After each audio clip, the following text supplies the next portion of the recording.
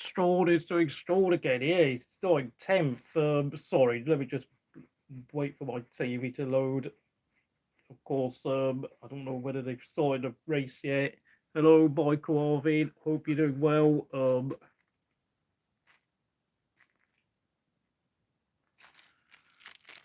Oh yeah. Oh, Stroll's beaching the gravel.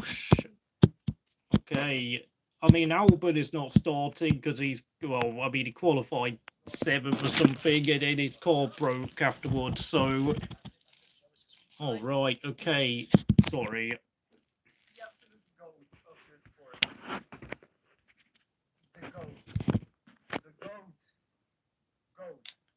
Yeah. Oh, we got a yellow flag. Oh my God, Stroll got beached on the, what's it, formation lap. Oh, and they've aborted a stall. Okay, thank you. Oh my God, so Stroll went into the gravel and couldn't get out on his formation lap. That is calamitous, to say the least. Beached. Absolutely beached. Norris and Russell are now going past. Or is the recovery vehicle stuck as well?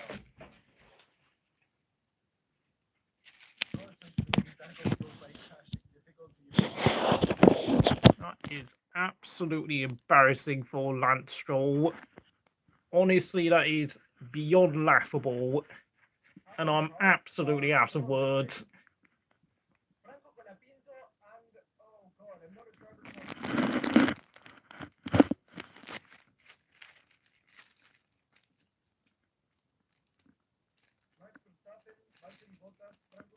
Are all stuck. There we go. Everyone's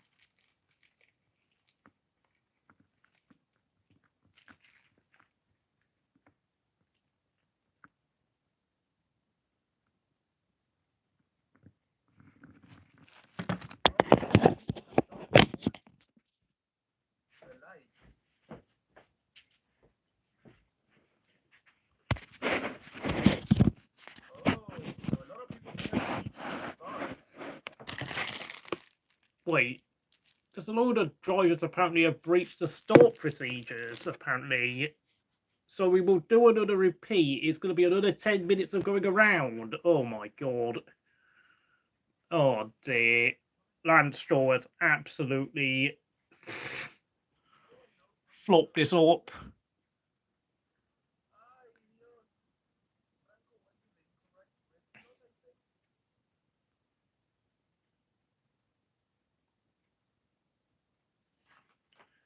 All right, are we talking about Stroll's qualifying lap where he lifted in the final lap and Bottas flew? All right, everyone's now lining up on the grid. Everyone is on intermediate tyres, by the way, so I will inform you if we get any order changes. Just so you know, Albon is not starting the race, so...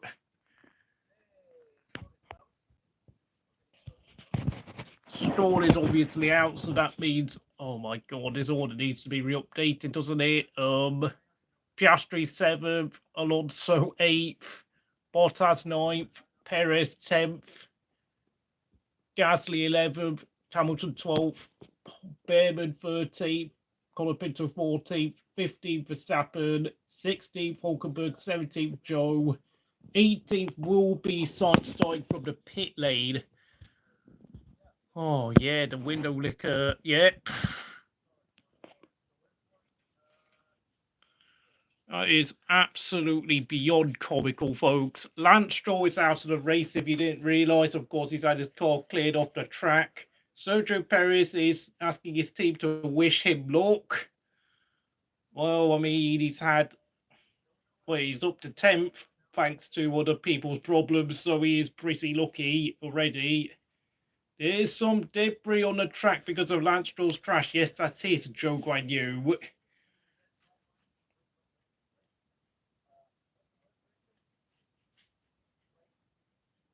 Switch off every... All right, the Esteban Ocon is asking for the blankets. Formation lap starts again in 10 minutes' time. Oh my God, we've got more.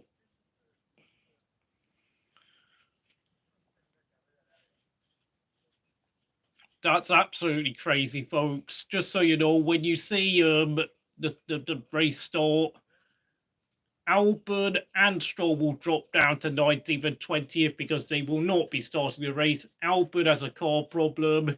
Stroll is stuck in turn 4 after spinning off on the formation lap, which is, I don't know, par for the course of Lance Stroll, I'm afraid.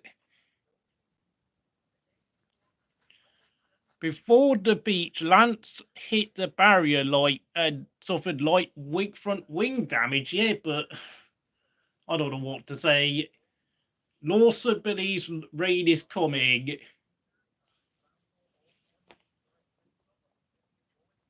Ocon is asking, can we change tyres? Oh.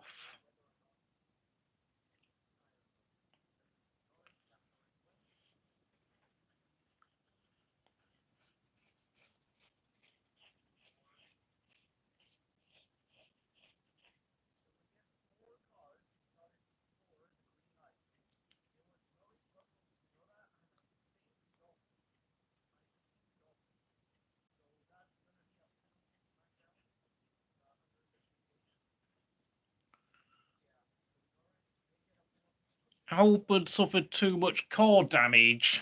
I don't know what happened. I didn't see qualifying, I'm afraid. So did Alex Albon crash on his final lap or something? Oh, Jesus Christ. Albon is such a crash merchant, I'm afraid.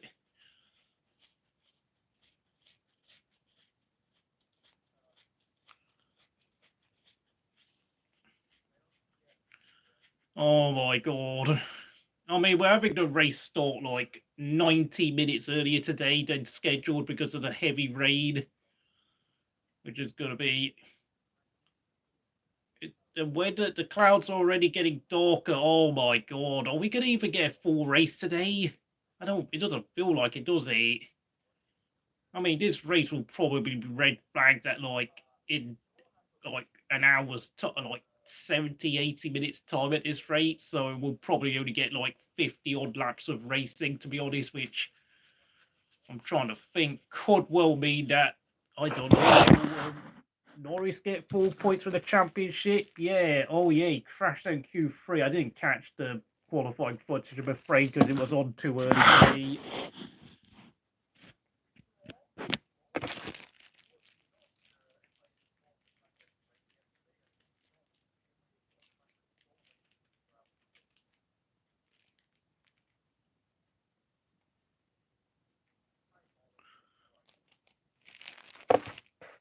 Yep, I know. Stroll has spun off and he's in real trouble, to be honest.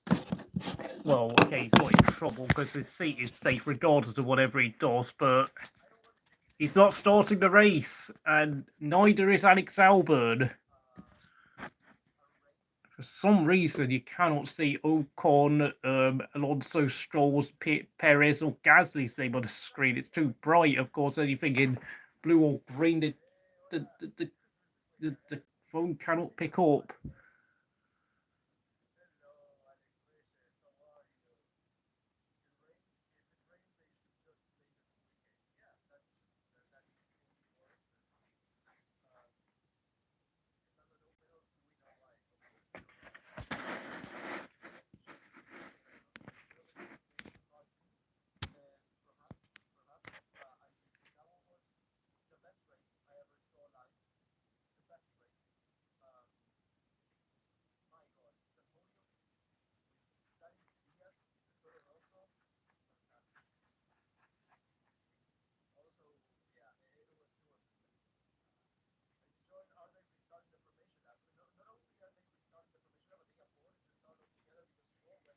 Oh, Lando might get a penalty because he drove on a yellow light. Oh my God. Oh, jeez. Well, it always it never sprinkles for Norris. It always pours. It's just under 5 minutes.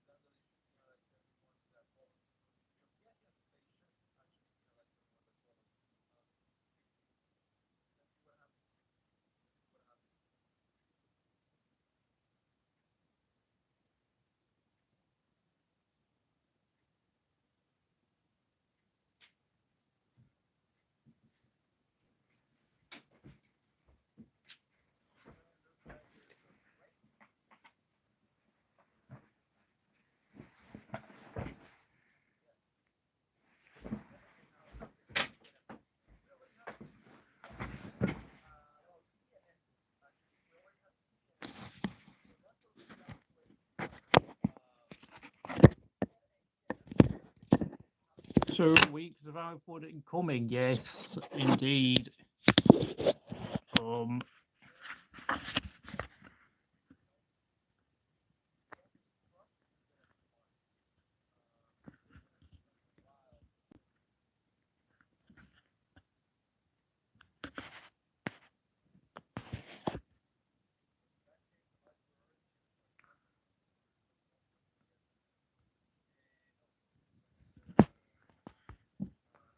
So Norris on pole ahead of George Russell. Tsunoda starting a career high 3rd place. Ocon in 4th place, where the specialist. Lawson is starting 5th. Leclerc is up in 6th. Albon will not start, but his grid spot will be left empty. 8th will be Piastri. 9th is Alonso.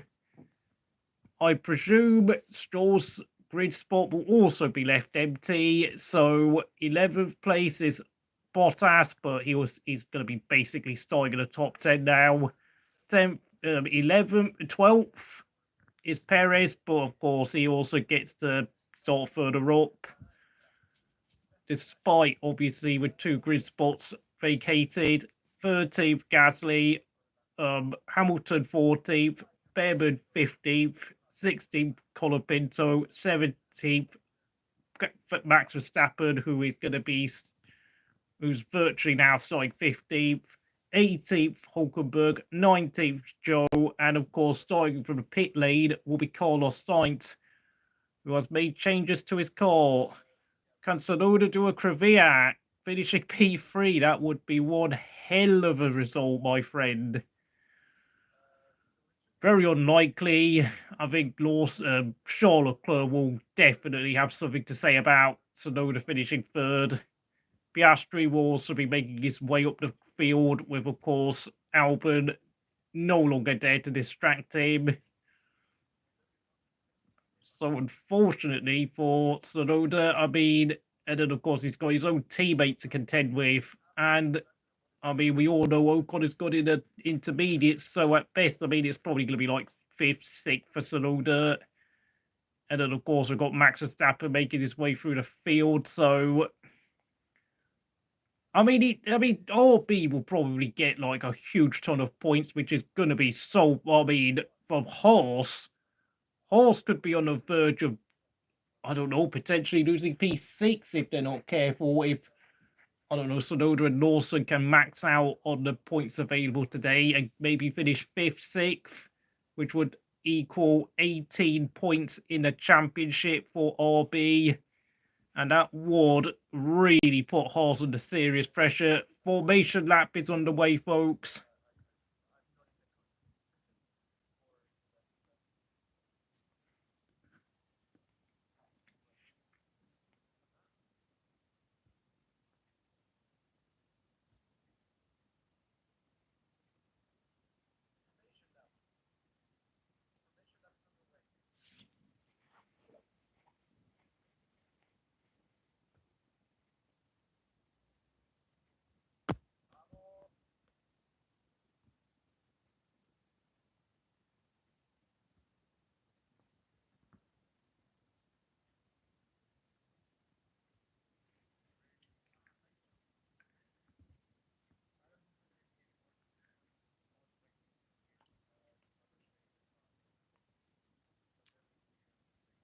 I think eventually we will see Albon's name disappear from the top 10 along with Stroll, so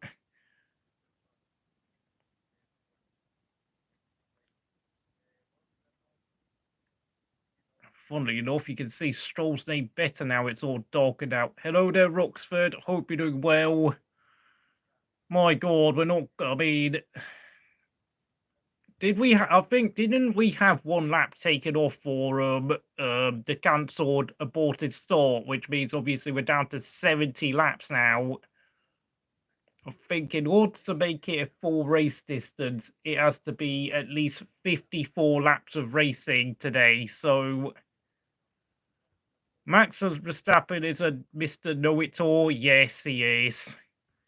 Like an annoying bloke that keeps getting A stars all the time, but everyone absolutely despises him as a person and human being.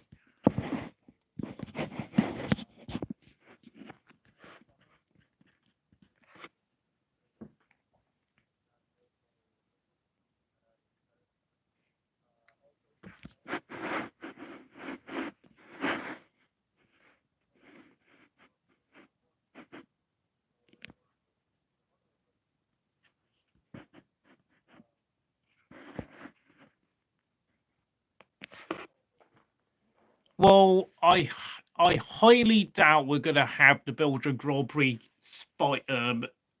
kick off again. I think obviously for 25% race distance, it has to be at least 18 laps of racing completed in order to confirm this as an official race. So hopefully we get to lap 20 without any problems. The start is on the way. Oh, Russell's taken the lead. Russell's in the lead. Norris has bottled the start yet again. And of course, quite a few cars make a move up the order. Oh, and it's changing rapidly. Tsunoda remains in third, going down to turn 4. Most of the top 10, apart from Russell and Norris, have stayed the same. Obviously, Alonso's in 8th behind Piastri, Gasly 9th, Hamilton 10th. Alonso's overtaken Piastri, though, for 7th. But Piastri comes back at him, and he's back up to 7th. The order is changing rapidly here, folks. Verstappen up to P11 was start for him. Behrman overtakes Bottas, and Bottas is dropping like a stone. Well, dear God, Bottas had a horrific start. Colapinto's up to 12th. My God, what a start Colapinto had. And Perez spun. Yes, I didn't realise Perez spun in the midst of all of that chaos. Sainz is at the snake in the field. Oh, we've got we've got a yellow flag. Perez has spun. Yellow flag in sector 2. And he's down to P11. I didn't realise Perez spun. And Russell completes lap 1 and starts the second lap, of course.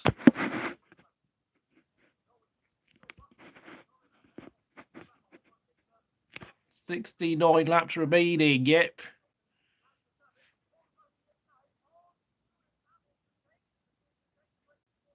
Hamilton and Verstappen are dicing for P10.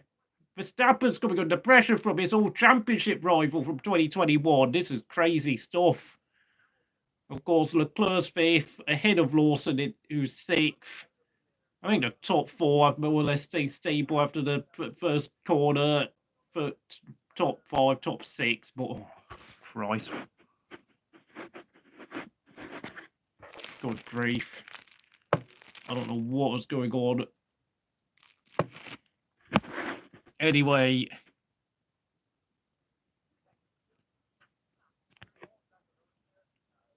I mean, track is clear. Russell has a 2-second lead on Norris. 2-second lead. That is mental. Verstappen's up to P10. I know you can't see on my screen, but P10 it is for Max Verstappen. I mean, Gasly, obviously, because Gasly drives for Alpine, there'll be no obligation for Gasly to allow Verstappen to move past unless, I don't know, Verstappen can really find a speed to overtake him. Heavy rain in the final sector. Oh, man, I didn't realise. Crazy. Lap 3. We start lap 3. Russell coming down into turn 4. 2-second gap over Norris already. Fastest lap, 125.8, since you can't read it out. Russell is flying in sector 1. My God, Russell has just been absolutely exceptional at the start. We've not had any changes in the order. Obviously, Hamilton remains P11 with Colapinto behind him. The 2 Haas of Behrman and Hulkenberg 13th, 14th. 2 Saubers of Bottas and Zhou 15th, 16th. Sainz is stuck down in P17, being very cautious, negotiating the 2 Saubers in front of him.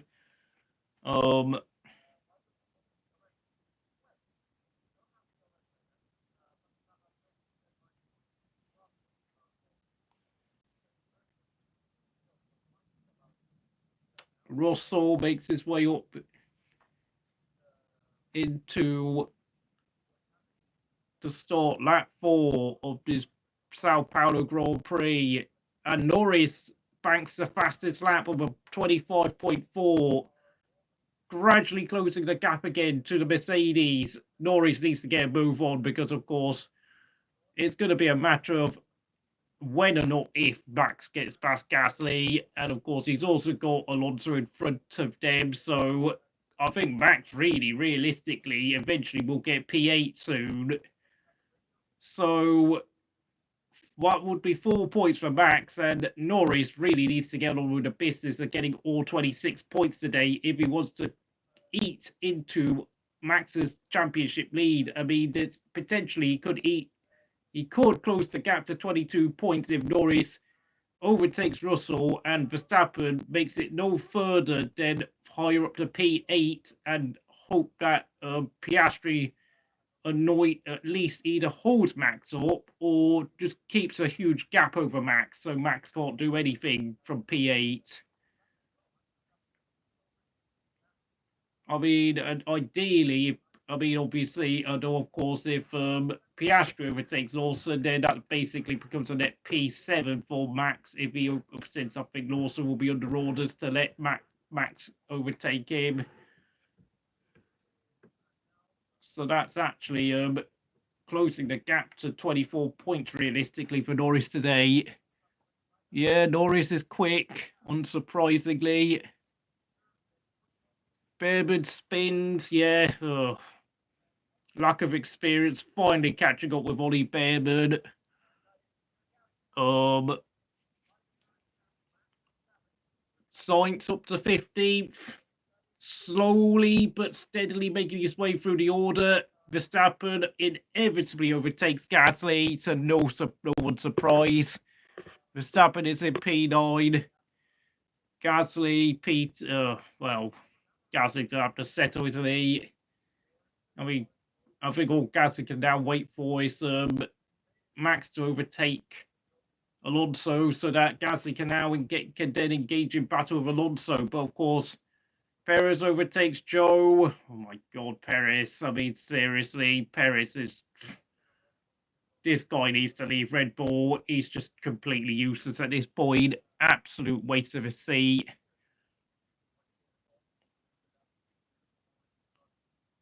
The gap between Russell and Norris is now less than 7/10 of a second. No DRS due to the damp conditions. Fastest lap for Norris, 25.01. Norris biding his time, however, in terms of trying to overtake Russell for the lead. Tsunoda doing a great job in P3, just 3.5 seconds behind Russell and keeping Ocon at bay, whilst Ocon keeps Leclerc at bay, but I think it's going to be a matter of whether or not if Leclerc overtakes Ocon for P4. And Verstappen overtakes Alonso. Verstappen is past Alonso coming into turn 4. Of course, the inevitable has happened. Hulkenberg overtakes Colapinto for P12.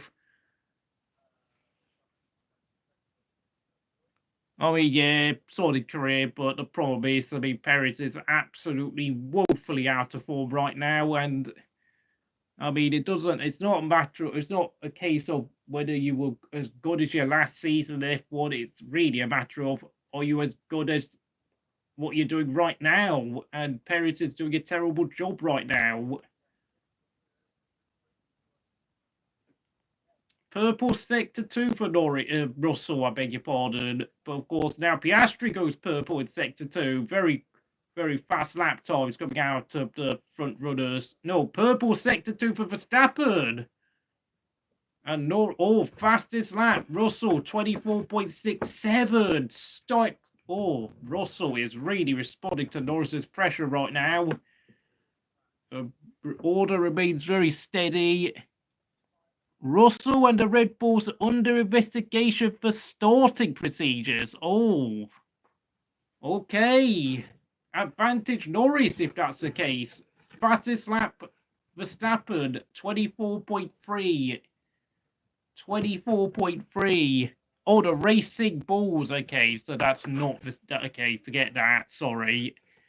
I mean, it is still advantage Norris if, of course, Russell gets a penalty, but obviously the two RBs being forced to potentially taking a penalty is going to help Verstappen. So,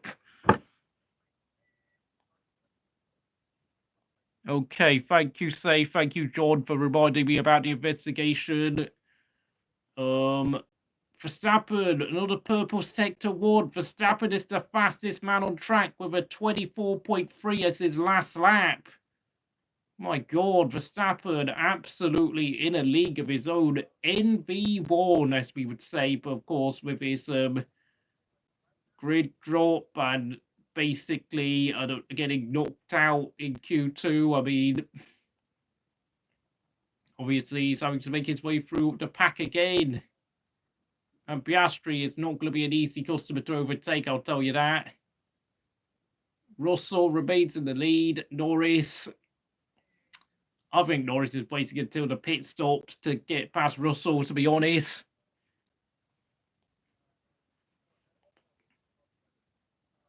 It does seem as if everyone is now taking it cautiously because, of course, they don't want to slip off like we saw with Albon and Stroll.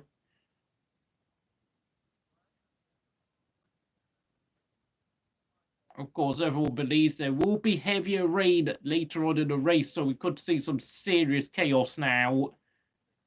Franco Colapinto's front tyres have already burnt off. Of course, he's down in 13th place. Hamilton down in 11th, and of course, and making very little impression on Gasly, it has to be said. But I've got to say it, Verstappen is lapping half a second faster than the front runners or anyone else on the track. Gasly and Verstappen is seriously fast. Of course, Norris still within a second of Russell. We're on to lap 9, but really... Oh, but Norris did complete a purple sector 3 of an 18.1 in the final sector, so he actually is making use of the toe now. But I think he is biding his time in terms of preparing to launch an overtake on Russell, or maybe trying to do an undercut or an overcut on Russell when the pit stops come, since I don't know how long these inters will last. It is a miracle that Tsunoda is maintaining P3. What a performance. And Bearman as a penalty. Thank you. Yeah, I think Bearman has still got a lot to learn about Formula 1, to be honest. I think, obviously, the wet conditions and his lack of familiarity with interlagers has caught him out cold this weekend. And, yeah, definitely one for the future, but today is not his day, and I think Zhou, something clearly has happened to Zhou because he's fallen off so much in the past few laps. I mean, he's lapping a second slower than Perez, and he is the slowest man on track in contrast to someone like Max Verstappen. Russell will start lap 10. New fastest lap, 24.23. But Norris was pretty much only half a tenth slower on the previous lap. No, he was 0.15 seconds slower, I beg your pardon, but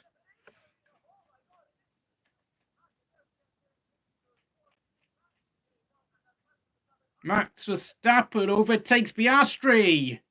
Max Verstappen overtakes Piastri coming out of turn 3, and oh my God, yep. Well, that buffer between Norris and Verstappen is disappearing. And of course, with Lawson up the road, I mean, we all know we're going to see Lawson wave Verstappen past, since, of course, this is, I mean, another Red Bull driver, like another Red Bull driver pass. So, oh dear. I mean, Norris, you've got to win this race now. There is absolutely no questions about it. If he wants to really cut into Max's lead. But realistically, it looks like the most Norris can cut the championship lead by is to probably like 27 points by the end of today. So The rookies have collided. Oh, good grief. Yeah, I really should have done it on my own personal screencast today because I've got to say it's so annoying. You're only as good as your last race. No, I disagree. You are only as good as the race you are currently competing in right now. New fastest lap, Verstappen, 24.0. Yeah, we're gonna. Yeah, Lawson's gonna wave Max past pretty much now. Lap 11. We're going into turn 4. I'm pretty sure Lawson will be. Is gonna get a signal on the radio. Please let Max pass. I mean, he's still in front of Max, but I mean, coming onto the front straight when we start lap 12, I am absolutely 150% certain we will see Lawson ease off the gas just a smidgen, just to allow Max past, and then immediately move to he's now let Verstappen through the turn 9. He's allowed him to overtake him in the slower part of the track, which is probably smarter, to be honest, than go let him off down the straight. 6th, yeah, but I said it, once Max got past Piastri, it was always going to be a formality that Max would get P6 due to team orders. Russell, new fastest lap, 23.9. Norris, you have to win the race today. You have to win. I don't care. No more excuses, Norris. Hamilton. Oh, Hamilton's had a problem. What's happened? Hamilton has lost, I don't know, nearly 5 seconds to Hulkenberg, and he's got Colapinto all over the back of him. Did Hamilton go off the road for a second? I think he probably did. Sainz 40, Bottas down to 50.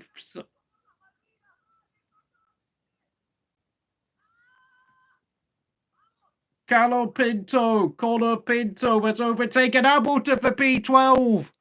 Colapinto past the 7-time world champion. All the Argentine fans jumping in the crowd. Oh, yes. Hamilton in the board, down in P13. It is, oh my God, Hamilton is, I think for Hamilton fans' sake, I mean, they better hope he has checked out of this season, because if this is Hamilton driving at his maximum, yeah, he better get ready for a spanking from Charles Leclerc next season if he cannot recover his form next season. We're starting P13, lap 13, I beg your pardon, with George Russell still leading the race. Colapinto even went on the grass to overtake Hamilton, coming out of turn 3 as well. My God, this kid has got balls. He's got balls in the damp conditions on the intermediate tyres. I think Hamilton must have been having the biggest almighty dump on the toilet when he saw Colapinto coming past him. Hulkenberg, my God, there's a huge gap between Colapinto and Hulkenberg, though. Nearly 6 seconds between Hulkenberg and Colapinto. Hulkenberg is just over a second behind Gasly for that final point scoring position, as Gasly, my God, he's almost 3 seconds behind Alonso. So my predictions that Gasly might try and fight Alonso has completely failed to come true, sadly. Piastri will be kicking himself for allowing Max pass so easily in a race where McLaren badly needed the Australian driver to play as a rear gunner against Max Verstappen. And he has well and truly failed to do his job, which is... But he is giving his fellow Antipodian, Liam Lawson, a bit of trouble now, so... I don't think Zach Brown will be happy with him regardless, but really could have done with Leclerc, Piastri holding up Verstappen for a lot longer than that. And now we've got Leclerc coming under pressure from Verstappen, and oh dear, yeah, we could be seeing Verstappen get up to P4. And of course with Tsunoda in P3, yeah, oh... Yeah, Verstappen has basically driven himself back onto the podium. Unbelievable, unbelievable. I mean, Leclerc, and now Norris needs Leclerc to be his rear gunner. He really needs Leclerc to do a job for him today now, since Piastri has completely failed, and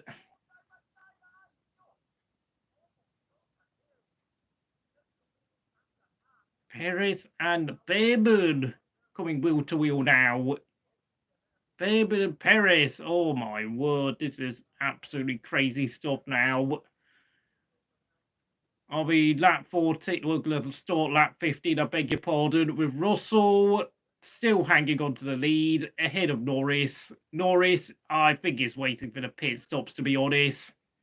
Because let's face it, it's only the lead he needs to get back.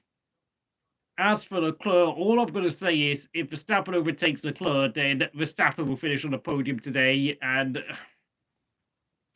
you've got to give Max, I mean, even though Max Verstappen has some dreadful etiquette as a person and really doesn't respect other drivers on the track, unless it's a driver like Charles Leclerc who's willing to get his elbows out. Max Verstappen is one insanely fast driver who can pretty much drag a pile of turd onto a podium if his life depended on him. That's how talented this kid is. Tsunoda holding on to third might help the DRS train, yeah. Oh, right, so the race start infringement investigation will be done after the race. Yeah, I think, Norris's championship hope is now lying on the lap of Leclerc, and I think, obviously, Leclerc being probably one of the very, very few drivers on the grid who's willing to get his elbows out against a driver like Max Verstappen, I think it's safe to say, I mean,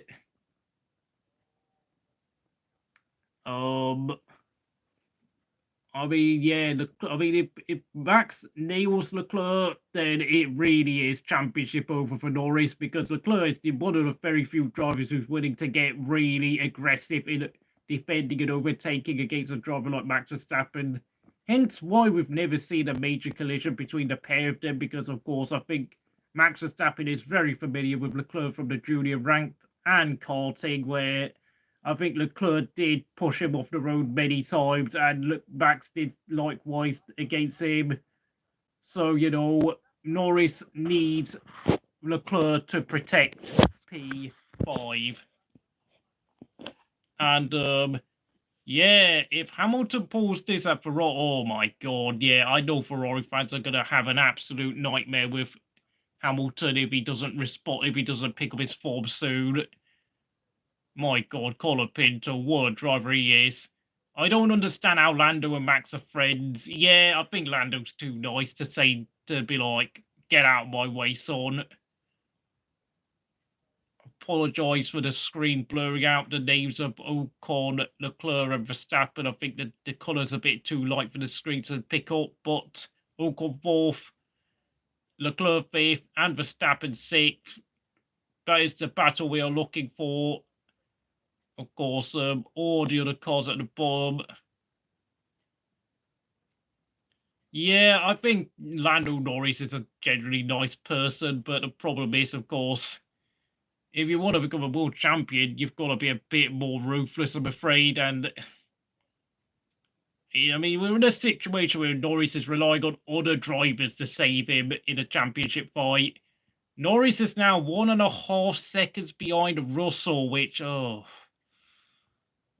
dear, Norris, you really are not helping yourself today, are you? As it stands, I mean, it's only going to close the gap to 35 points with 3 race weekends remaining, so he's taking tiny chunks out of Max's lead, but he's not taking, oh my god, Norris has only got 3 career wins to his name as well, so that pretty much tells you how conservative Norris is as a driver, to be honest.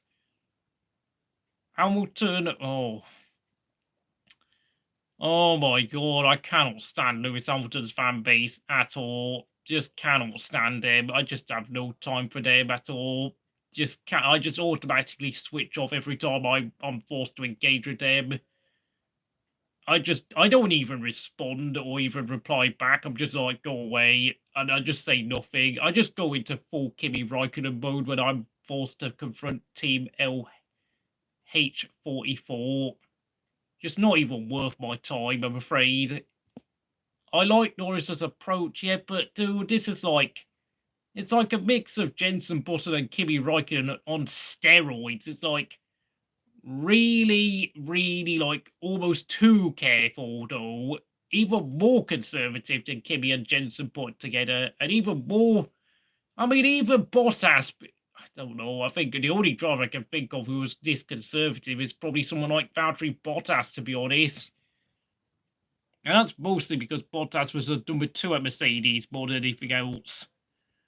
I'm just saying, it would be dead funny if Lando Norris somehow became a world champion, because, honest to God, I would rank this guy as being like one of the weakest world champions of sports ever had, down with someone like Phil Hill, Denny Holm, Jax Villeneuve. And it would underlock. Well, I mean, I did talk about Daniel Ricciardo potentially becoming world champion in 2021 had he stayed at Red Bull.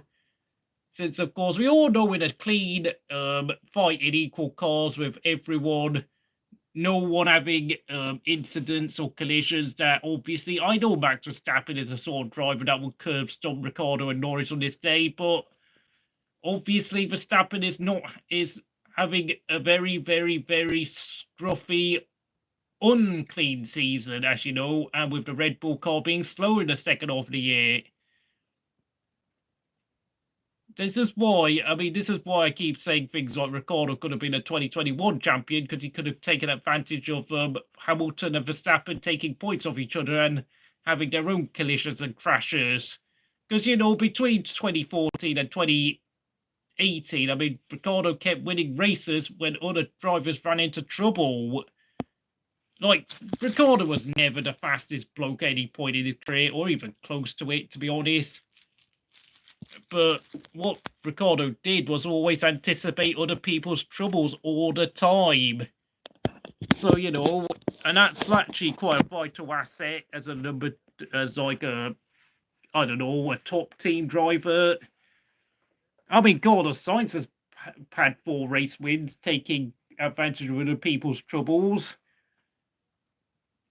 And Norris remains a second behind Russell. It's just Sainz overtakes Hamilton. Oh my God, Hamilton's down in P15 and he's been overtaken. He's now gone behind Bearman. Blimey, Hamilton. Hamilton is just having a nightmare. I think Hamilton's given up.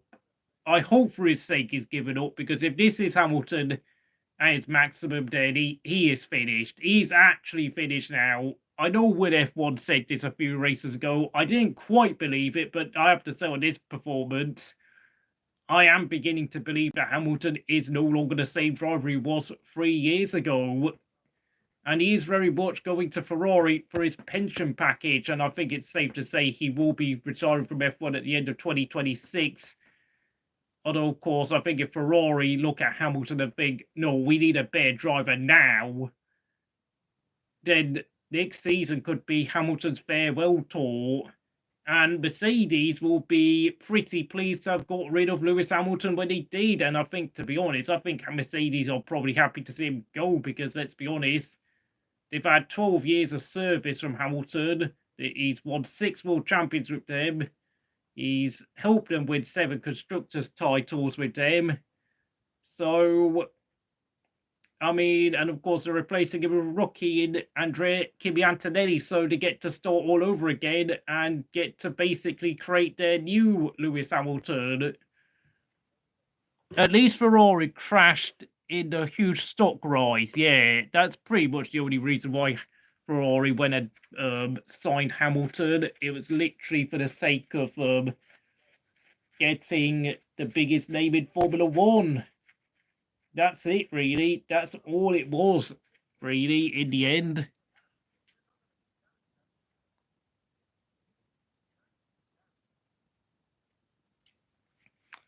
P15 is Lewis Hamilton. That is absolutely crazy. The race order remains static, though.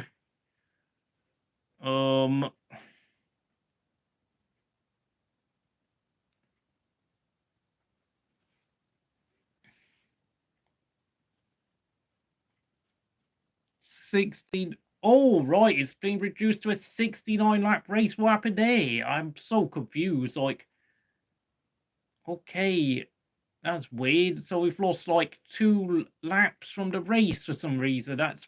Oh, is it because of the. Are they worried about. Oh, right, because we've only got 90 minutes remaining, I presume, and they've calculated that we're probably going to run out of laps before daylight disappears, with, of course, a heavy rain and all that today at Interlagos.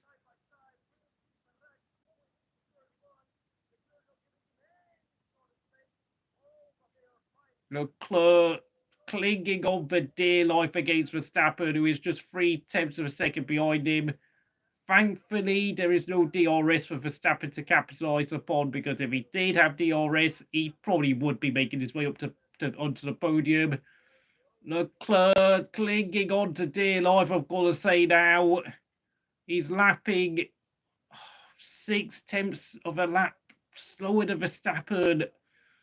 Oh dear, oh dear.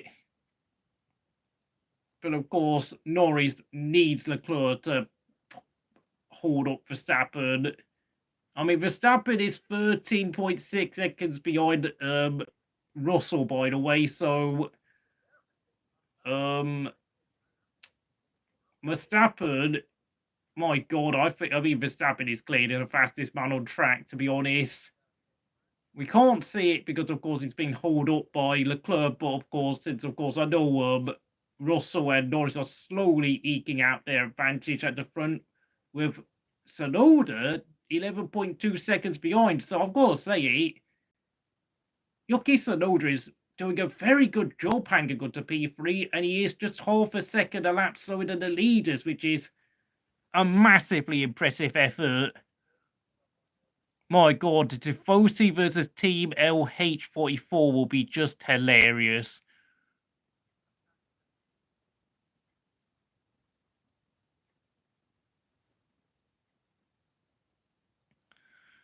Okay, so Will is insisting that Hamilton will see out his 2-year contract. Yeah, but, I mean, let's be honest. If Leclerc gets in a championship fight next year or the year after and Hamilton cannot help him, then... I mean, obviously, I know if Hamilton gets released a year early, then they have to, like, do a huge payoff, but... Honest to God, I think if Hamilton feels like, oh, that's going to happen and gets humiliated for like 2 years straight, then we might see Hamilton decide to rage quit after 25. Hamilton overtakes Colapinto up to P13. Carlos Sainz is down in P15, and he is stuck in a train. Carlos Sainz is just having a miserable day out there. Norris just a second behind Russell, coming on to lap 24. Norris just cannot make advantage of any slipstream, partly due to the spray and the fact that the intermediate tyres are now like 25 laps old. I really do wonder, when are we going to see pit stops, because this is... Turn 4 is allegedly very slippery, though, which is why I think no one is really attempting any overtakes into Turn 4 because Nico Hulkenberg is apparently struggling into Turn 4. And Gasly has overtaken Alonso. How did I miss that? I'm so sorry. Gasly, I think, has just overtaken Alonso. Finally getting the job done. I mean, let's face it. Getting a point here at Interlagos is a great result for Fernando Alonso and the Aston Martin boys, because in the sprint race, Aston Martin had the slowest, fastest lap. Yeah, Nicky Hayden used the number 69 in MotoGP when he used to race there. Rest in peace. Norris, 6/10 of a second behind Russell, starting the lap 25.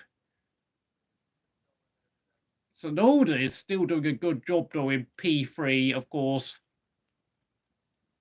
He's not too far off the race leader's pace. Verstappen overtake. Oh, Leclerc's pitted. Leclerc in the pits. Leclerc in the pits. And now Norris needs Ocon to do him a massive favour. Leclerc pitting. Leclerc is fed up with being stuck in a train behind Tsunoda and Ocon and having to fight Verstappen for so long. Advantage Max Verstappen, and Ocon needs to step up for Lando Norris' sake. That will be a massive relief to the three-time world champion driving car number 1, but usually drives car 33 when obviously he's not a reigning world champion. Apparently, Zhou has been told to keep it 0. And Bottas is complaining that his tyres are offline. Well, I think it's safe to say Stake Sauber F1 has been offline for the entirety of 2024. Apparently, Zhou says he needs to be a robot again. Well, he is 16 seconds behind Bottas, so I mean, I don't know what else to say. Is Carlos Sainz going to pit? My God, I've just seen it. Leclerc's come out in P13.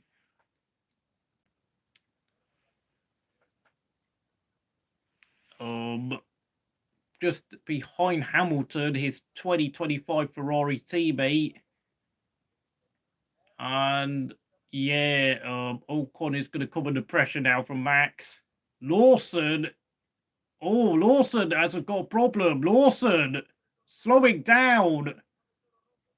And Piastri's up to 6th. Gasly up to 7th. Alonso up to 8th. Lawson down to 9th. I think Lawson went off the road there. Lawson had a problem. Something happened to Lawson. I think went off the road at turn 1. And Hulkenberg's just pitted. I'm trying to keep up with everything that's going on the track map.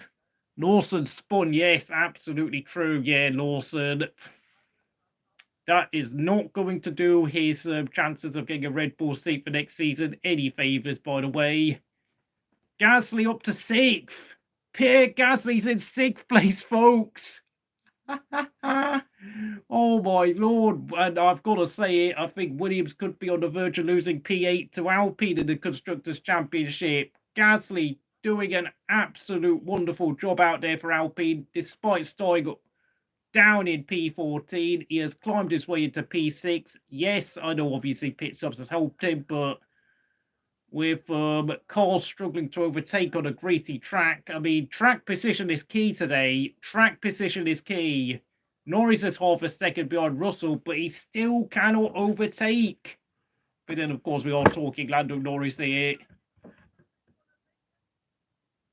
Colapinto is in the pits. Colapinto's in the pits. So that allows Sainz to climb up the order along with Perez. Sainz and Perez having an absolute miserable day out there. Hulkenberg is off.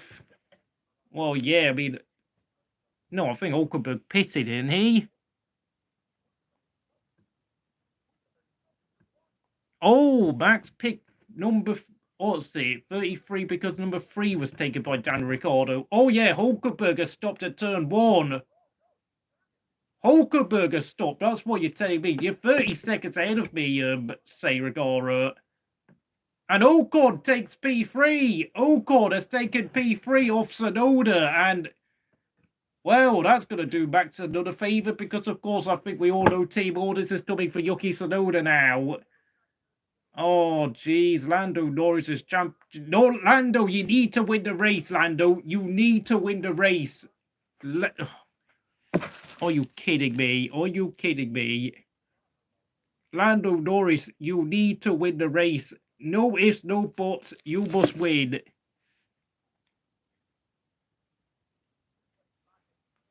That is... Oh, we got virtual safety car, folks. Virtual safety car. Virtual safety car. Hulkenberg has stopped out on track. Piastri and Alonso pit. Oh, look, Piastri and Alonso are in the pits. I think Berman's in the pits. Okay, the race order is changing dramatically here, folks. Okay, P1 is Russell. P2 is Norris. P3 is Esteban Ocon. P4 is Yuki Tsunoda, who I am pretty certain will be giving instruction, some sort of signal on the radio. Max is faster or something. Well, not Max is faster. Probably like, I don't know, NV33 plus or something cryptic like that. P5 Max, P6 Gasly, P7 Lawson, who did spin, but because of the pit stops, has made his way back up to P7. So, I mean, I suppose he can be excused for his minor error at turn 1. Turn 1 and turn 4 are an absolute nightmare right now. I think there's loads of standing water there. P8, Leclerc, ahead of Piastri. Both Leclerc and Piastri have pitted. Alonso's also pitted on the virtual safety car along with Piastri. They're in the top 10 together. Bottas is in P11, ahead of Hamilton, who has had a nightmare race. 13th for Sainz, Behrman 14th, Perez 15th, 16th, semi-local hero Colapinto. What's going on? Oh, Russell and Norris have pitted. That's Ocon in the lead. Ocon's leading the race now. And Russell and Norris will come out in front of Gasly, and Tsunoda's in the pits. So that's obviously worked out. So yeah, Red Bull have basically done team orders there by pitting both of their junior RBs, and Tsunoda will come out in front of both Leclerc and Piastri, and Verstappen will be rubbing his hands here. I think it's pretty safe to say, well, Verstappen, I think, will be trying to cling on to these tyres as long as humanly possible and try and, well, I mean, oh dear, Lando Norris' championship hope is sinking before our eyes. And Tsunoda's on the wets. Yeah, well, Lawson's just pitted. Tsunoda is going to be trying the full wet tyres. Oh, well, that's going to be a huge gamble there. Lawson is out of the top 10. Bottas is up to P10. Gotta say it, I think if Verstappen can build a decent gap on the restart between himself and Lando Norris, then I think Verstappen will finish on the podium today. Could finish on the podium.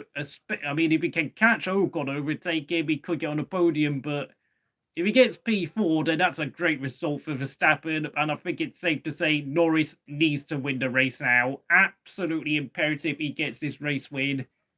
Esteban Ocon is insisting on a red flag. Bloody hell, what's going on? Is it intensifying that bad? My God, is it that bad now, the weather? Zhou is gone a lap down. Hulkenberg is also a lap down. Of course, they've just got him pitted. I mean, is it still VSC? I mean, the cars are going a bit slow on my track map. Norris has got Russell! Norris! Okay, it's P4. Norris into P4. Safety car, yes. Brilliant overtake by Norris into turn 4, and just before the safety car has appeared. Fantastic timing by Lando Norris. Got to give him credit. And of course, Esteban Ocon was begging for a red flag. Okay, he's got the safety car, so he's sort of got his wishes there, but it does seem, yeah, the weather's getting worse. And I think that the FIA are really scared that we're going to be seeing drivers spin off and crash. So obviously, this is a chance for the drivers to get on the full wet tyres, full extreme wet tyres now. I think all the cars have not pitted yet. My God, I think Yuki Tsunoda might have a chance of getting the lead. Yuki Tsunoda, for the first time in his career, could be leading an F1 race since, of course, both RBs are Tsunoda and Lawson on the full wets. Perez is on the full wets. Zhou and Hulkenberg on the full wets. I mean, Perez could be getting into could be scoring points today. But of course, there are some teams who are saying that the rain will decrease slightly in 2 minutes' time. So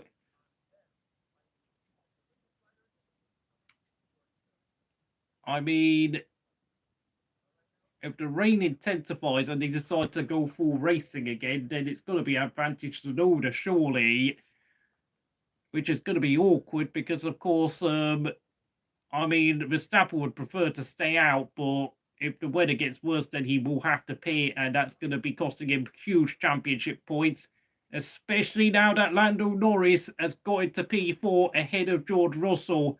Massive, massive clutch overtake by Lando Norris, and I've got to give him a round of applause because by Lando Norris's standards, that is an absolutely huge, huge overtake.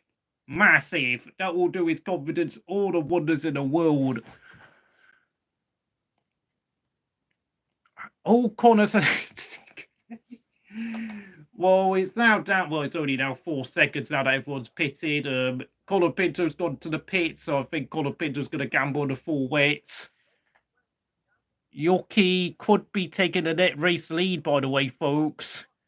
Can you imagine a 5'2" pint-sized Japanese driver lifting the trophy up on the top step? And of course, if Yuki Tsunoda wins today's Sao Paulo Grand Prix, you guessed it correctly, folks, he will become the first ever Japanese driver and the first Asian to win a Formula 1 race in F1 history.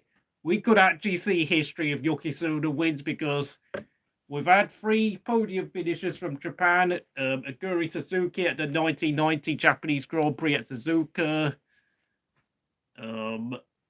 Takuma Sato at the 2004 US Grand Prix at Indianapolis. And of course, Kamui Kobayashi at the 2012 Japanese Grand Prix. All of them finishing 3rd place.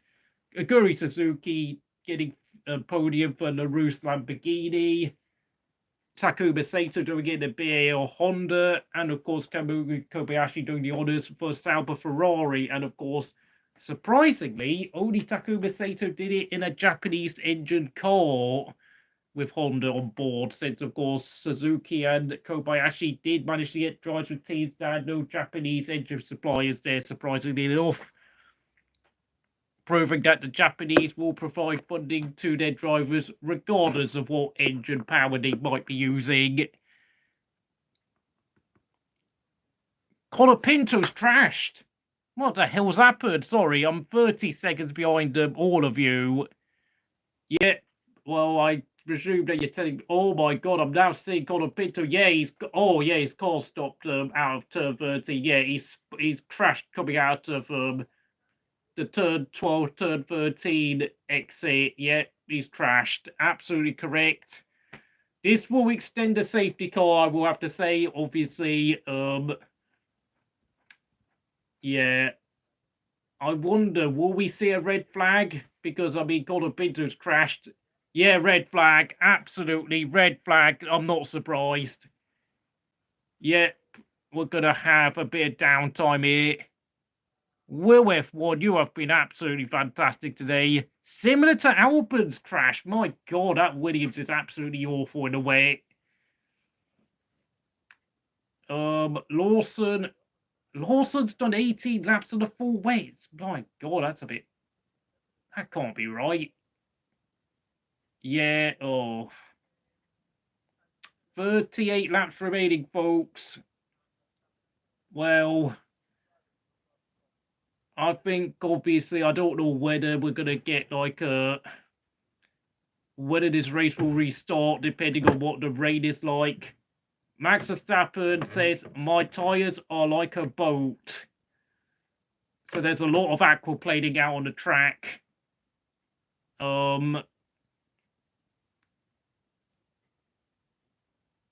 We'll follow the safety car into the pits, yes. And we'll line up in a fast lane according to Pierre Gasly's radio. Esteban Ocon, normal red flag procedures. 10-minute warning for restart. So, yeah, I presume we're going to be waiting for at least almost 30 minutes for the restart. And if we want to have a full race distance, then this race must reach lap 54. Everyone must complete at least 54 laps, excluding the lap runners, obviously. So, technically, I think if they want to give out 4 points, then the organisers must do everything they can to, allow us to have at least 22 more laps worth of racing today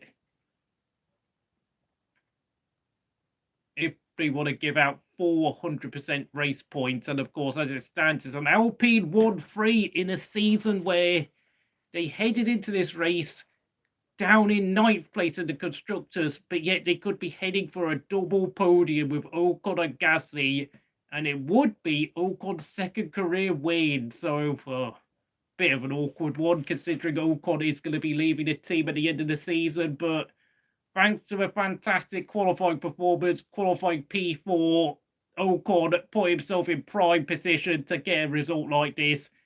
And he will be getting this win on merit if he can do so, which is, I've got to give him credit. I don't like the bloke, but today he's absolutely driven his socks off. And, you know, huge credit has got to go to Ocon. Because I will say, Ocon is brilliant in the wet conditions. Absolutely brilliant natural feel for the limits of grip, just like Jensen Button in his prime. Max could win this, yeah, but dude, Lando's just overtaken Russell, and you have to realise this, folks. Max still needs to pit. By the way. Like, it's not over till it's over, Will. Like, I'm just saying. God, why am I being forced to watch adverts? Sorry.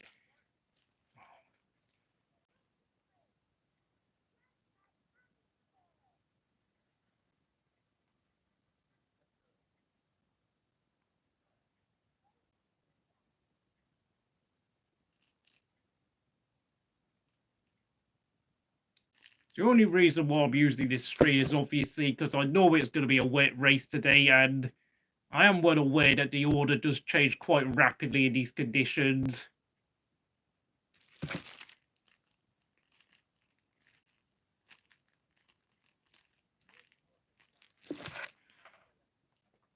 Oh yeah, you can change. Oh, you can change tires. I forgot. Oh. Yeah, that's done. That has done Norris no favors at all.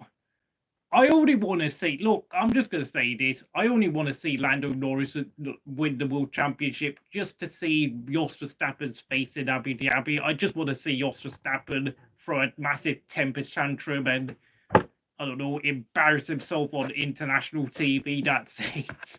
I just want to see the TV cameras go straight to Jos Verstappen at the checkered flag in Abu Dhabi when it's confirmed Lando Norris has become world champion. That's it. I know, obviously, Max Verstappen has been the best driver pound for pound this season yet again, but come on, we watch F1 for entertainment. We don't like if every season saw the very best driver win every year, then I have to say F1 would actually be quite boring because deep down there's only like 2 or 3 drivers are clearly the class of the field. I have to say this, like, if Kimi Raikkonen had become like a 4-time world champion in the mid-2000s, I would have to say I probably would have not been like defending Kimi Raikkonen's backside on YouTube and Twitter as hard as I've done over the past decade, because, you know, Kimi had all the luck he could have got in the 2003, 05, and of course not had what happened between him and Ferrari back in 2008. He would be a 4-time champion. He would probably have at least, I don't know, 35 career wins. And frankly, I would have to do absolutely very little defending for Kimi Raikkonen, because frankly, the statistics would speak of his own greatness for itself by that point. And I would probably find another driver to defend. Like, I don't know who I would pick, to be honest, because I would have probably ended up picking someone like Nico Hulkenberg instead. Although it would have been very weird to see Kimi Raikkonen end up becoming a number 2 driver at Ferrari had he become at least a 3-time world champion minimum, and then see everyone being very confused to see him have like 3 career championships and 30 race wins to his name, and yet end up becoming a number 2 to the likes of Alonso and Vettel, which would be, I think some people would even start calling him a fraud and what's it, someone who actually overachieved in his career. Like, look, we all know Max is better than Norris and better than most drivers on the grid, but it's just, it's just the end, just, oh my God, I just want to have a good laugh. But realistically, if Norris wants to become champion, he would go down as a really weak world champion, down there with the likes of Phil Hill and Jack Villeneuve and probably Denny Hulme, if we're going to be brutally honest.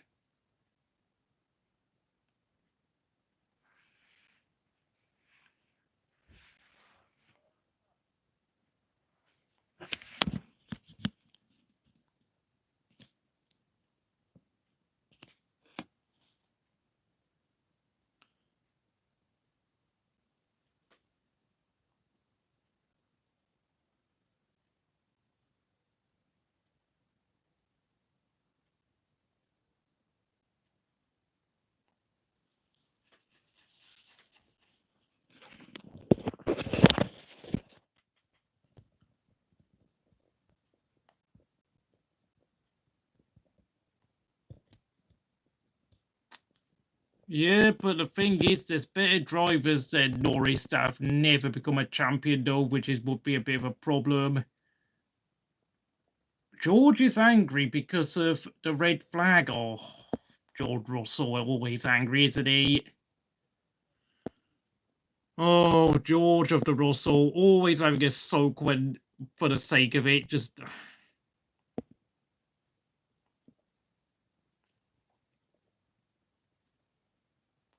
Oh, Norris. Oh my God, that's a lot of drivers under investigation. Dude, I think the FIA would just give them a fine or a license point penalty. I think surely it would be a bit... Well, I know obviously you shouldn't infringe start procedures, but I think it would definitely ruin the race result if you were to penalise, if you were to give them a time penalty.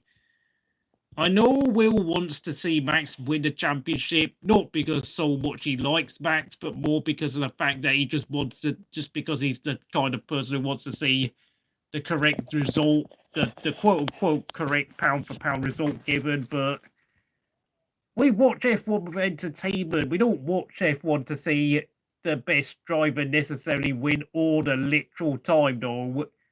I know Michael Schumacher was the best driver of his generation, there's no questions, but obviously I wanted Kimi Räikkönen to win back in 2003 just for the pure banter factor, to be honest, back then when I was really little.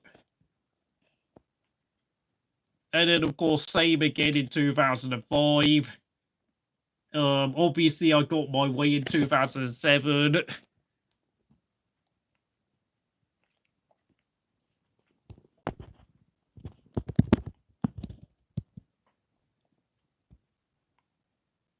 Hulkenberg disqualified. Blimey, what's going on there? Hulkenberg has been disqualified. I want to know why. Why is he being disqualified? What did he do wrong now? Did he... I mean, I suppose they disqualified him because he's at the back of the grid, so it doesn't even matter what the hell he does, but... Did he... I would like someone to explain to me why Hulkenberg has been DQ'd. That was a huge DSQ'd. That is really strange, by the way, folks. I actually want to know why Hulkenberg has been DSQ'd. Oh my God, that's too bright. Sorry.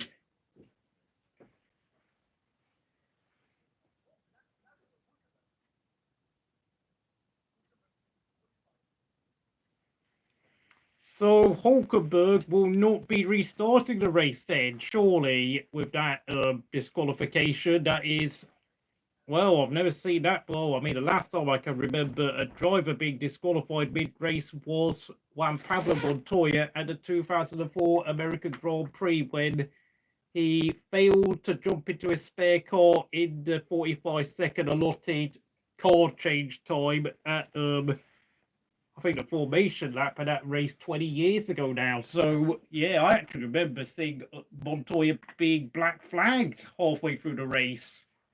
And of course, Montoya did the same again at the Canadian Grand Prix a year later when he ignored the red light and jumped himself back into the race lead. But of course, ahead of Kimi, and of course the FIA stewards took that very poorly, and I have to say that completely ruined Montoya's reputation after that for the most impetuous infringement of the regulations. Oh, for getting assistance, that's why Hulkenberg's been disqualified. So I think Haas, I've got some Haas already. I think it might get sanctioned by the FIA for doing something like that.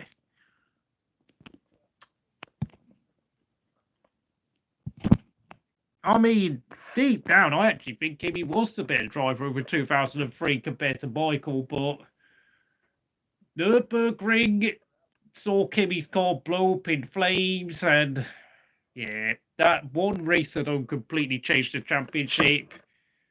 I mean, I know other people say that obviously Montoya had an engine failure at Austria, and of course his car broke down with hydraulic issues at Japan when he had already fallen out of the championship race, and of course had he won those two races, he would have actually become world champion, even ahead of Kimi, but of course, I mean, Kimi kept finishing second in almost every race that year, so I mean, consistency-wise, Kimi was the best driver on the grid because he only had one race win the whole season at Malaysia.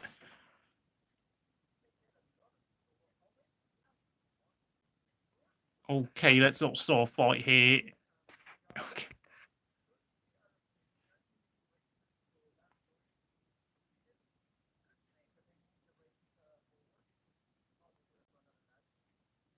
Hulkenberg disqualified. That is absolutely mental. Of course, we're going to have a 10-minute.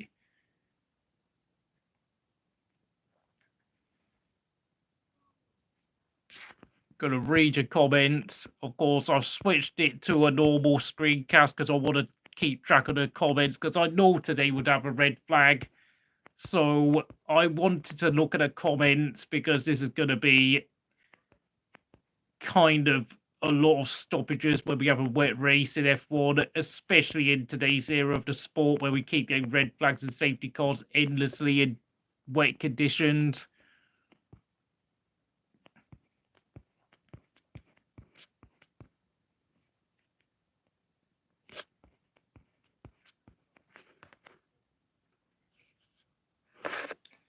I don't know. I mean, if you want to update us on the Man United Chelsea game, you're free to do so, say, because I can't watch the game today, and I think I might do like a live stream on Encore Football about what I think of Ruben Almiron's signing as manager, maybe tomorrow, when of course there's no race on. Of course, I think if we do get to complete at least 36 laps today, then all the cars will be eligible to score at least 75% points today, I think. I don't know, is it 50 points? I've got no idea what the threshold is to get at least 75 points, but I do know that we only need 75% race distance for the full 100% points. Tsunoda's complaining about having understeer at turn 8 and oversteer at turn 9, I presume, but it's not exactly easy to drive these cars in the wet conditions around the twisty parts of Interlagos.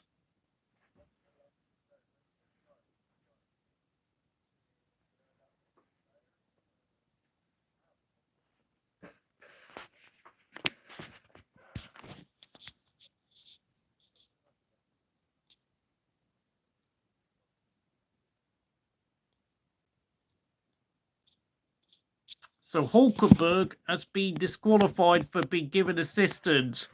Esteban Ocon is your race leader. Verstappen still yet to pit. Gasly still yet to pit, and they will be allowed to change tyres under the red flag. And that has done Lando Norris absolutely no favours at all, and Lando Norris is just going to have to pull out. Lando Norris will have to blitz the start now, and he's got to hope for the likes of Gasly and Russell to drop Verstappen, at the start, and I really hope that Verstappen actually has a brain fart at a restart if he really wants to meet into Verstappen's championship lead. But we all know Max Verstappen is an expert at heavy, wet conditions. So, unfortunately, he was always going to be up against the elements fighting Max Verstappen, regardless of what conditions we're in.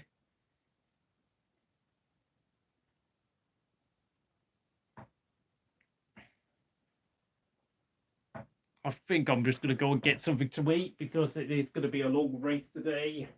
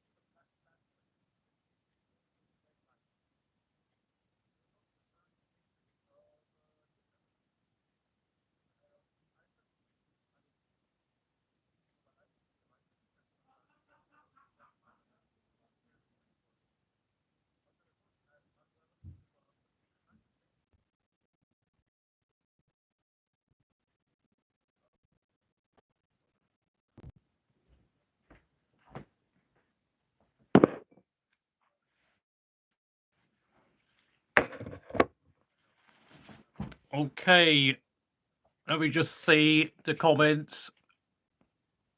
Will have to blitz a start. Yeah, McLaren, I think we have a driver available who can jump into car number 4. When F1 will is an expert at restarts, he will get the job done at the restart, overtake the 2 Alpines and Max.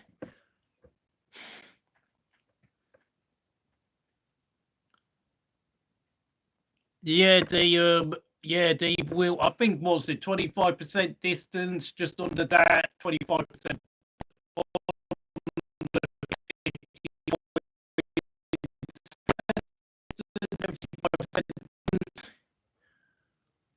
Albon of the week, Hulkenberg. You're making chicken picada. I've never heard of that. Oh, Albon had a mechanical failure before the start.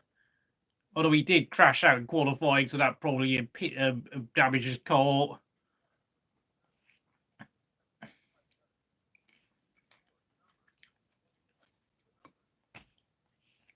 Are you having a laugh, honestly?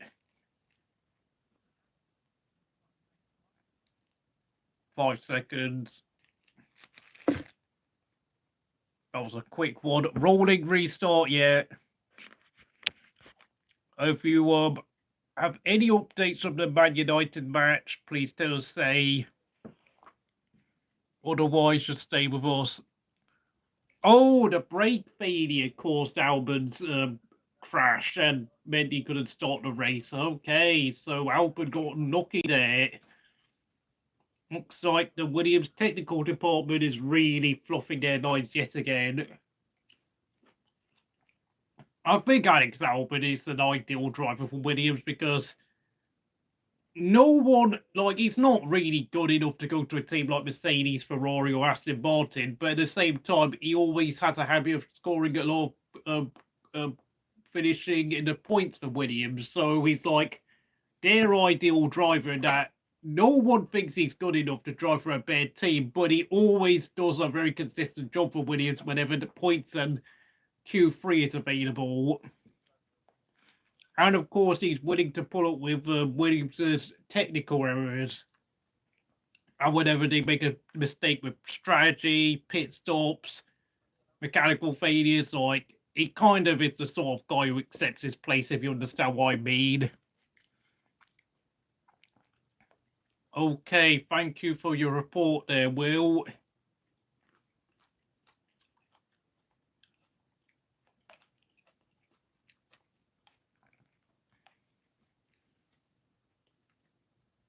My God, I really hope. Oh, Zhou's coming out. Zhou is coming out by himself. Oh, right, he's unlapping himself. That's why, yes. He's taking advantage of the lucky dog rule that everyone adopted from both NASCAR and IndyCar racing, where lap cars are allowed to unlap themselves, I presume. I don't really know why that rule exists. It's just sort of, oh yeah, it only exists because obviously in case we have like loads of cars that go a lap down under safety car conditions, then obviously lap runners can get out of the way between the guys in first and second place. That's why. On third, fourth, and whatever places, but of course, which we all know caused which was obviously a huge source of controversy at the infamous 2021 Abu Dhabi Grand Prix between Max and Lewis, where only half of the lap cars were allowed to unlap themselves and the rest were forced to stay a lap down, meaning that all the lap cars behind Verstappen were pretty much forced to finish out of the points regardless of what happened on the final lap. We are going to restart in a minute's time, folks. Everyone's going to be heading out to do their to restart the race at last. Zhou is making his way around the track. Of course, when Zhou crosses the finish line, I can only presume Ocon will be leaving the pit lane. Zhou has returned to the pits, yes. He will be joining the back of the pack. And Ocon will now leave the pits as race leader. We're back on the way, folks. 1 hour and 12 minutes remaining. Obviously, I can't really do a lap time on my own screen, so obviously this is why, obviously, I've switched to someone else's screen because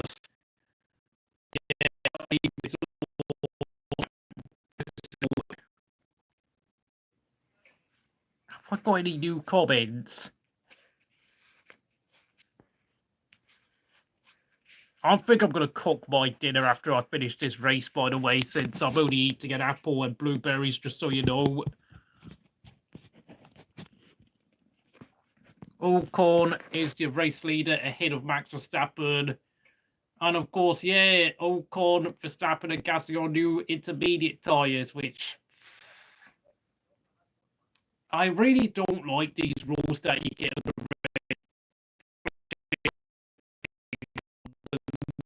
I think they should pretty much come out and say, if the track is unsafe, if it starts raining during the red flag, then you can change tyres. I think the FIA and the stewards should hand out a request to change tyres if they are willing to do so, because I think If there's no immediate danger under a red flag, then everyone should remain on the same tyres they were when the race stopped. I think that should be the rule.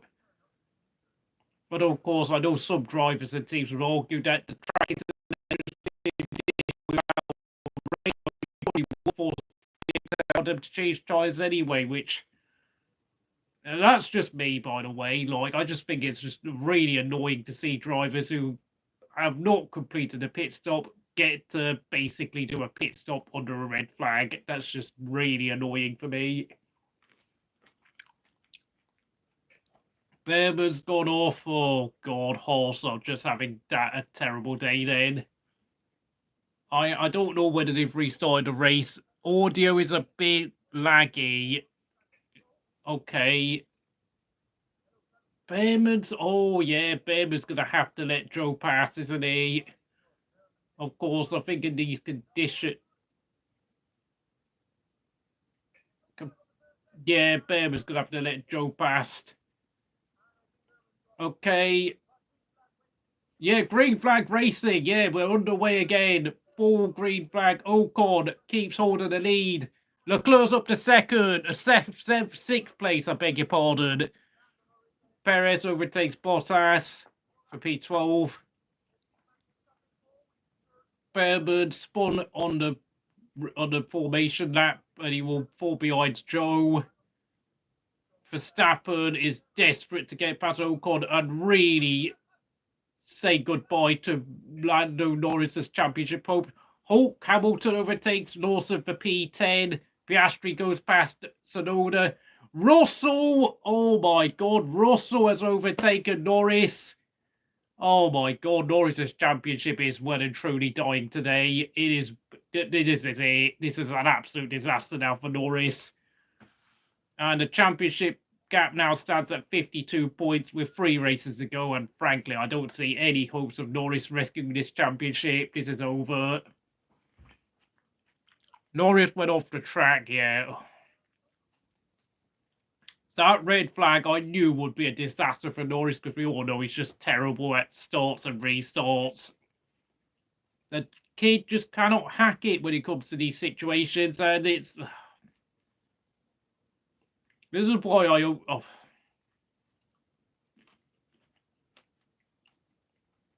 That's it, to be honest. I don't really see any hope for Norris. I mean, he needs something crazy to happen now in the top floor.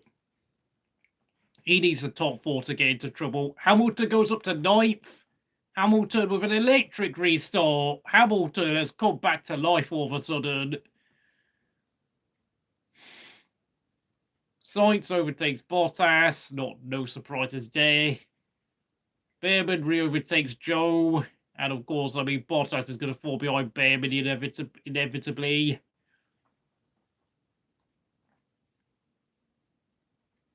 Ocon, 2-second lead over Verstappen. Ocon is just unbelievably good in these conditions.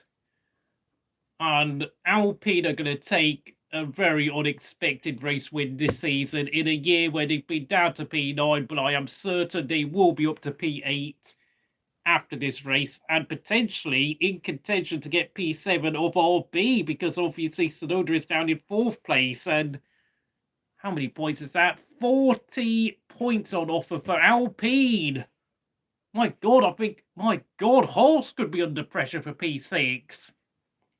My god, Alpine season is going to change within the space of one race. I mean, I've been talking about a potential fluke in the championship, and today is definitely going to be the day because regardless of Ocon wins or not, as long as he and Gasly stay on the podium, I think Alpine are going to be up to P7 in the constructors, and I don't know. I mean, I don't know. Could they overtake Haas?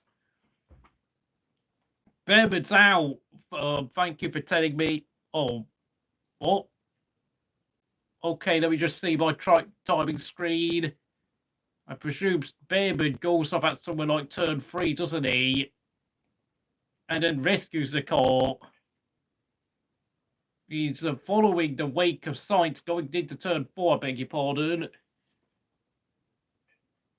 Oh my god, Norris, you have bottled this. You have absolutely bottled this. Behrman. what the hell happens? I'm trying to see. Behrman through turn 5.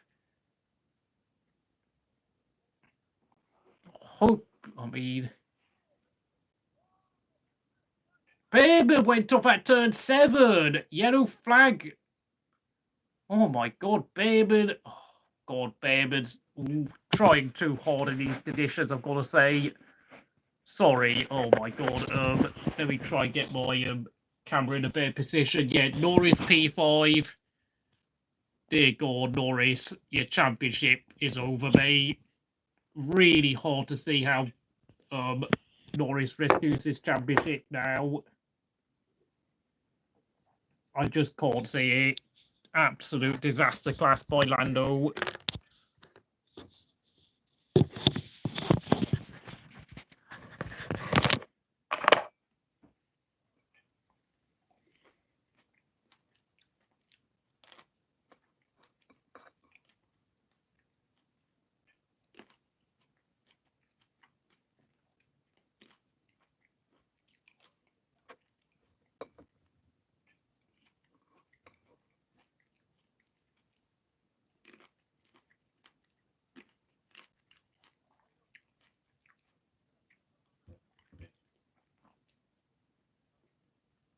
Weirdly enough, everyone's now lapping at 1 minute 25s and 6s and 7s, so we're actually getting pretty close back to the pace we had in the first stint before the red flag. Oh, Lando.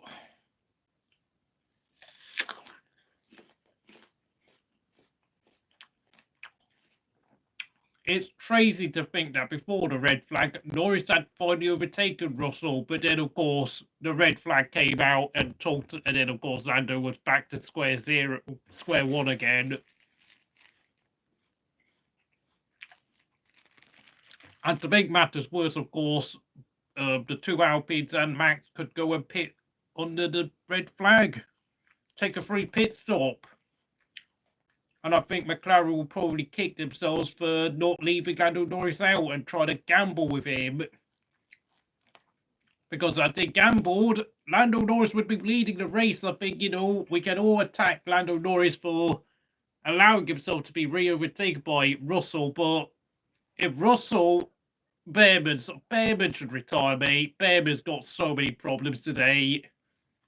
Honestly, I think Behrman could crash out. If he's not careful, he's going to crash out. And I think, if I was Komatsu, I would actually call Behrman into the pits and call it a day, because Behrman's probably going to write the car off. And with Alpine almost certainly now on their tail for P6, in the constructors, they really need Behrman. They really need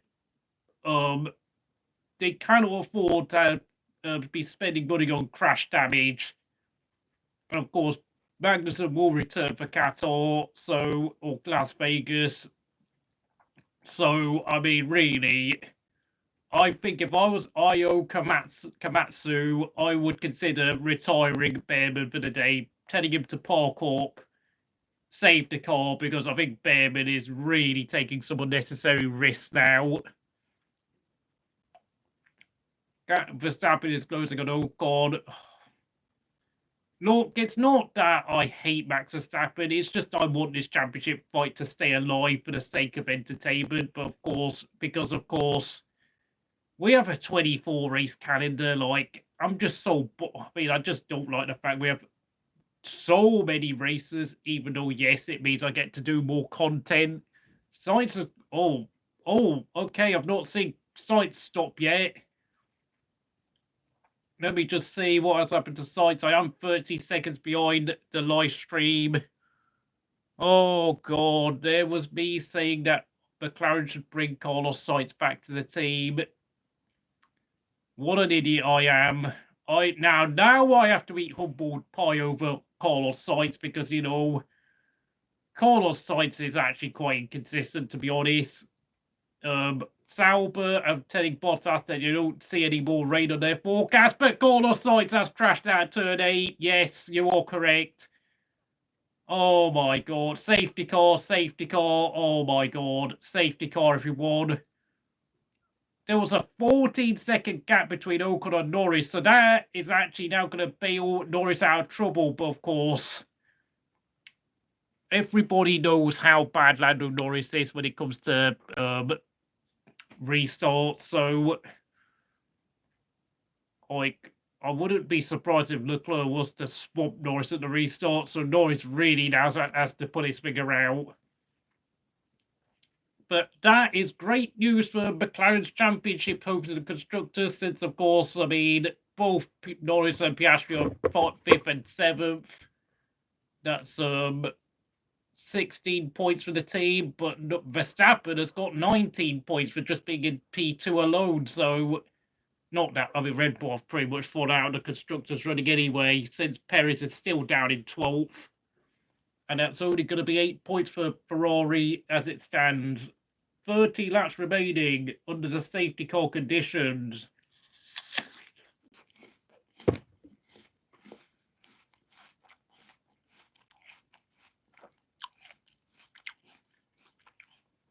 Oh yeah, Kimi and Grosjean got second and third at the Korean Grand Prix. I can't remember who was second or third, but I know what's its noticed only managed to win one race that year with Kimi Australia. The commentators didn't even mention Sainz crashing. Like, what are the TVs looking at today? Like, are they just staring at the backside of Lewis Hamilton or what?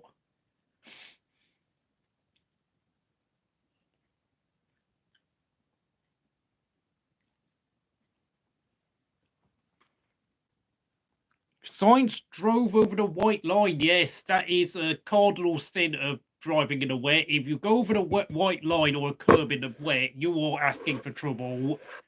Since, of course, a white line can be, they can have a lot of standing water over a curb and a white line in motor racing.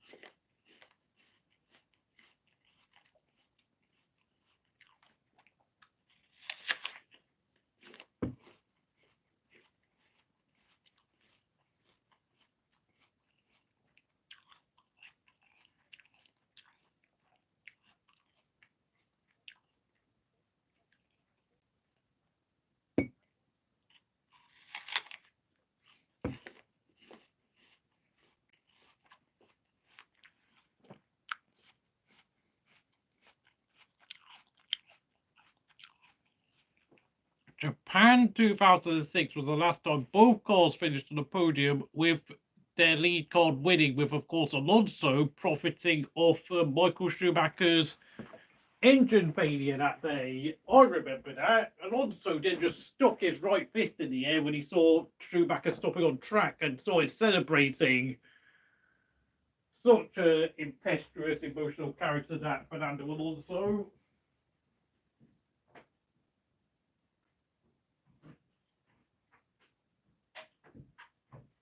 Oh, say it. I think today's race has been fairly entertaining, despite the fact that it's been pretty terrible for the championship, if I'm going to be honest.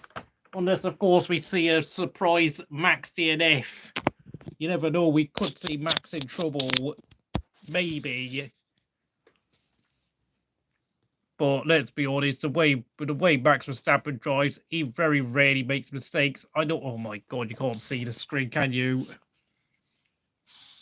No offense, but I would have been tempted to celebrate that in Alonso's position. Is it weird to see Alpine Mercedes unless they rebrand the team? I suppose, yeah. I think they're going to have to rebrand it, aren't they? I would have been tempted to celebrate that in Alonso's position, yeah, but it just comes across as being lacking respect for your opponents. That's all I'm going to say. I couldn't help but feel a bit sorry for Michael Schumacher after that, because let's be honest, he dominated the race at Suzuka, and, you know, the way he drove in the second of the 2006, I mean, yes, I know he did a few stupid things like crash into Heidfeld and De La Rosa at Hungary, bottle pole position at Turkey, and of course that whole debacle at Monaco, but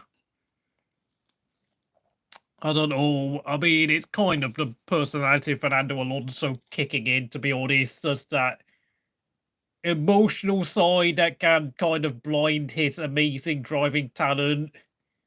Yes, I mean, that emotion made him driven to become one of the best drivers of his generation, but it's also caused him a lot of interpersonal issues with team managers and engineers and whatnot.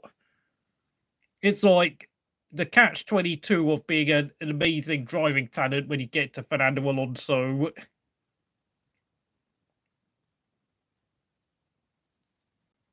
Great driving talent, but not very good at getting on with people. That's just what I'm saying. Somewhat a bit too blinded by his driving talent, coming out with statements like, I brought 6/10 of a second when he went to McLaren. Like, I thought that was a bit ridiculous, you know, because obviously within the space of a year of him replacing Kimi Raikkonen, the team started winning races again, and I thought that was a bit much considering Kimi then went to Ferrari and was able to win races there, so...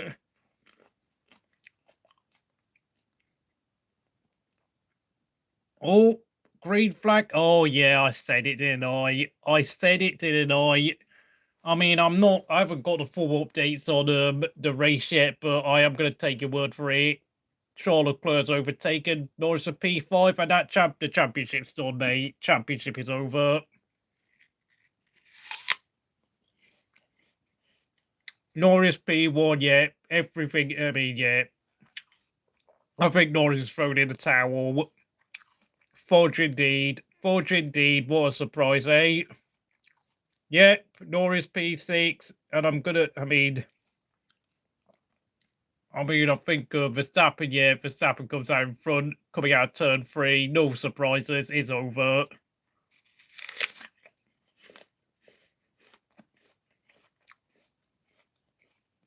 Norris down to P7, what on earth? Alonso's got off!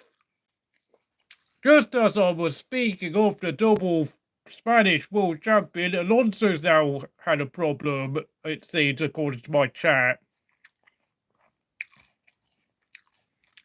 So Norris is down to P7, Verstappen is leading the race, and this championship is over, mate. I can't see any chances of Norris saving this championship.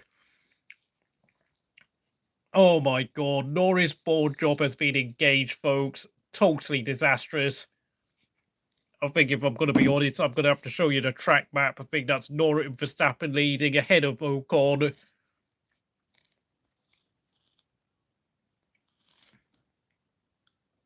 VEO, if you can see on top, fastest lap, purple fastest lap. Behrman overtakes Hamilton. Norris down to 7th. Norris fans will defend him to Kingdom Come. Oh my god, he's just awful, isn't he? I mean, honestly, if he became a world champion, I would classify him as being a worse driver and worse world champion than Jacques Villeneuve. Oh my god. Alonso down to 15th after getting into trouble at turn 13. I know I'm about 30 seconds behind all of you, I'm afraid, so... Oh, Lando. 6 points for Lando. 26 for Verstappen. Verstappen will extend his championship lead with 63 points with... just 86 points remaining, and yeah... I mean, if Verstappen wins the next race and Norris gets a DNF at Las Vegas, then Verstappen has won the World Championship with 2 weekends to go.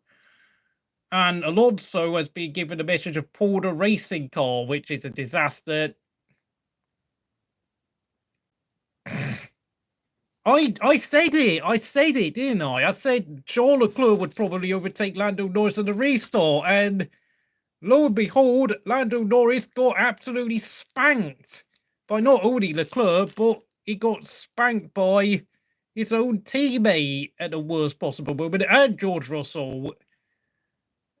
Well, okay, Russell was already ahead at the restart, I forgot, but both Piastri and Leclerc came for Norris's neck at the restart. Totally. How many points? Ferrari, 14 points for McLaren. They've won I think they've pretty much won the constructors, but this is why I say that McLaren should actually get Carlos Sainz back. I know Carlos Sainz just crashed out, but Wouldn't Carlos Sainz be a better team leader than what Norris and Piastri are? Like, dude, deep down, I think the Bahraini investors must be getting frustrated by their drivers, honestly.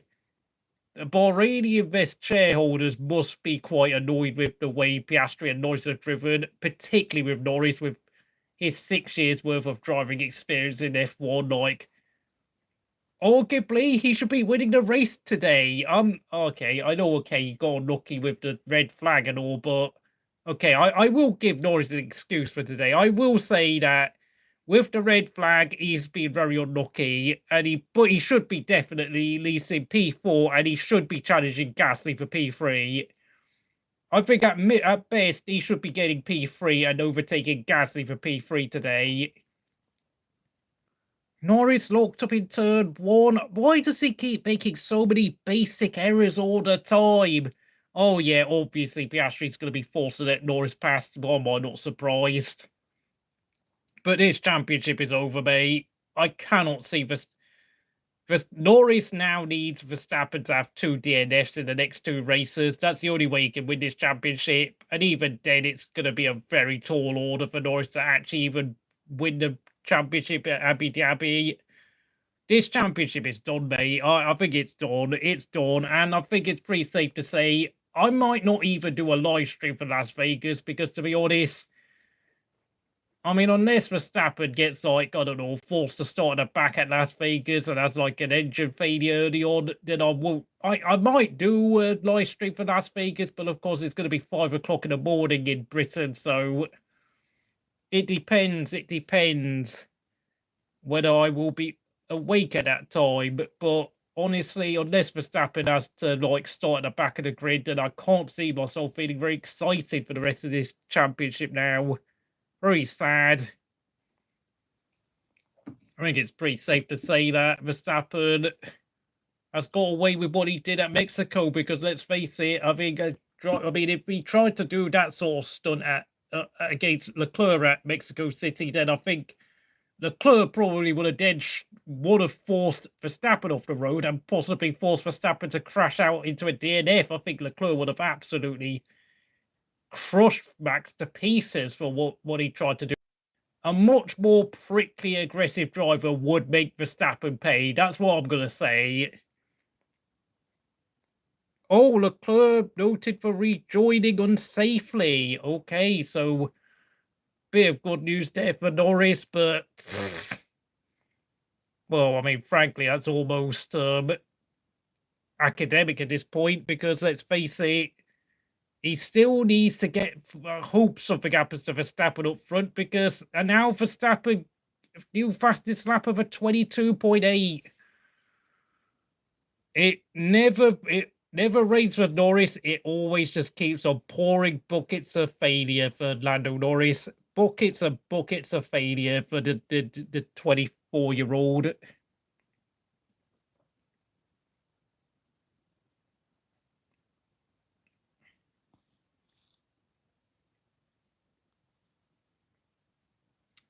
McLaren fans arguing Norris is better than Sainz. Are you kidding? Are you kidding? Get lost. No way, that's not true. That's not true.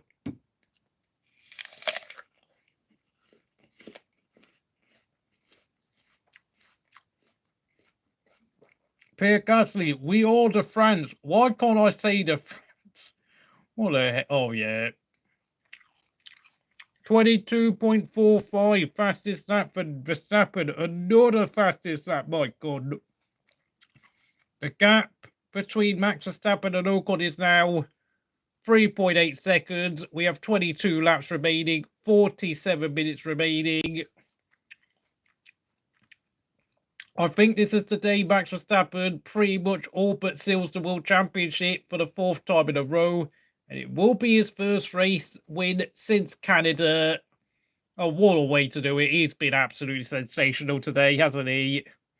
Starting down in what was basically a net P15, and he's going to win the race. I know technically the statistics will say he started P17, but really, I mean, I'll make it look like he did what Kimi Räikkönen did at Japan in 2005, but let's face it, a huge swing of luck with a red flag. And of course, with his championship rival Norris being a complete bottle job, and with all the slower cars holding the pack up at the front with the 2 Alpines and the 2 RBs, it's made Verstappen's job very easy in the wet.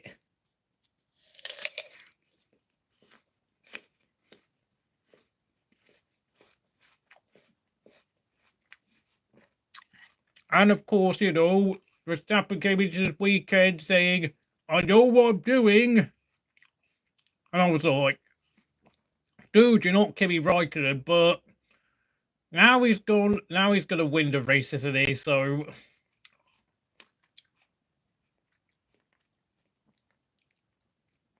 pedal late for Zhou. Alonso down in P15. I mean, Alonso's giving up. Just like Aston Martin's season, really. Even with, of course, Alpine on course for, what was it, 33 points? I mean, Aston Martin are still safe for P5.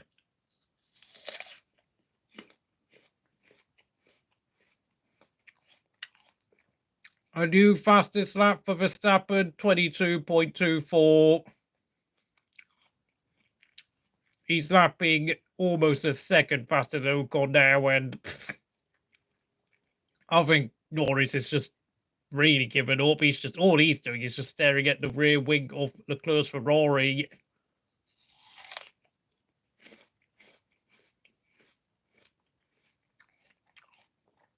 Go and debate McLaren Fan TV on that one.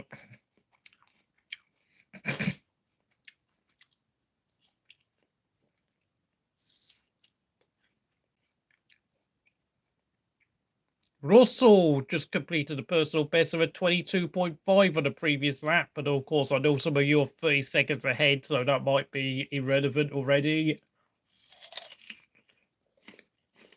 Russell is lapping off a second quicker than the Alpines.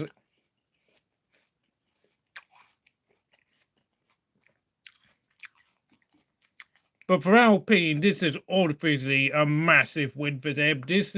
I think this should surely put them in contention to get at least P7 in the Constructors in a season where they've been nowhere near quick enough to even get P9, to be honest. All their birthdays, Christmases, Easters have all come at once for Alpine in a season where their car has been about as useful as a tub of lard, and even slower than a snowball lorry, with only the stake Sauber being even worse than what they've got. New fastest lap for Verstappen, 22.04.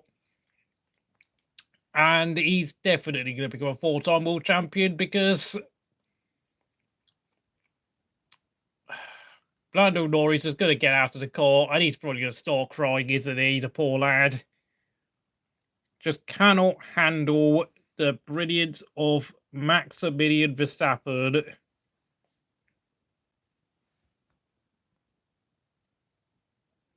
Yeah, Lando Norris needs a coach.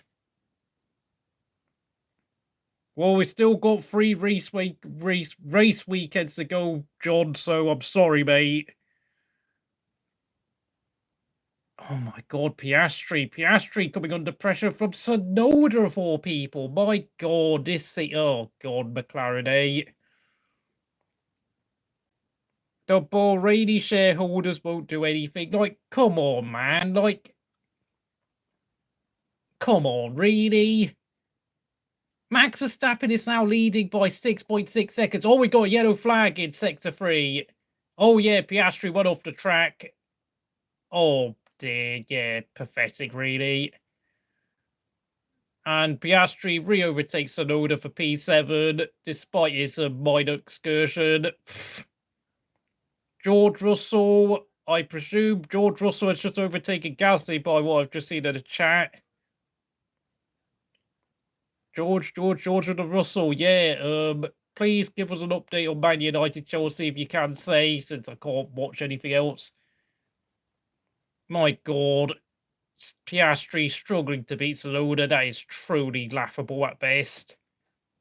6 points for Alpine coming up, so maybe, I don't know. I haven't seen the constructors table, but I mean, both Haas and RB will be under pressure from Alpine for their positions in the constructors. I mean, obviously, Alpine have definitely leaped past Williams in the constructors if the result stands as it is. Verstappen extending his lead to almost 7 seconds up front. It is just it is just a matter of when and not if Verstappen becomes a 4-time world champion. Gap is basically 7 seconds between Verstappen and Ocon now. Gasly trails his own teammate by 3.5 seconds. Russell is only a second and a half behind the Frenchman.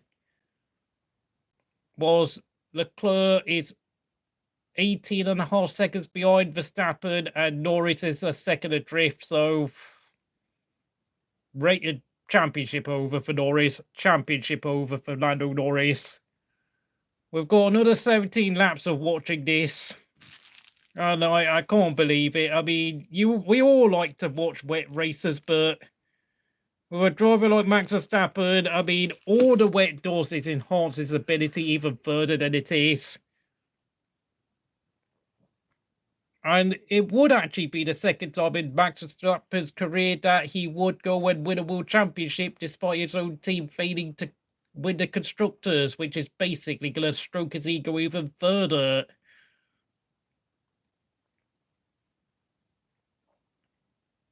Not only that, but Red Bull look on course to finish third in the constructors, which is going to make it even going to increase Max Verstappen's PR even further because, of course, Lewis Hamilton only managed to win the Drivers' Championship once, where his team failed to win the constructors back in 2008 when he drove for McLaren. Michael Schumacher won the Drivers' Championship in his first 1994 for Benetton, but that was obviously mostly due to Benetton's having problems with their second drivers, but it was Herbert, Leto, Jos Verstappen, of all people, struggling to get the job done in the second car. I mean, funnily enough, Williams also had problems in their second car after, of course, Senna passed away at Imola, with, of course, Coulthard and Mansell struggling to score points, but with Ferrari being miles behind in 1994, it meant Williams were able to beat Benetton by about 10 points or so for the constructors, despite both teams having problems with their number 2 car. You know what it is? I've completely given up with this race. I'm just, honest to God, I might do my race review in the last 3 or 4 laps and then probably end the stream when we get to the checkered flag. I will do a quick driver review.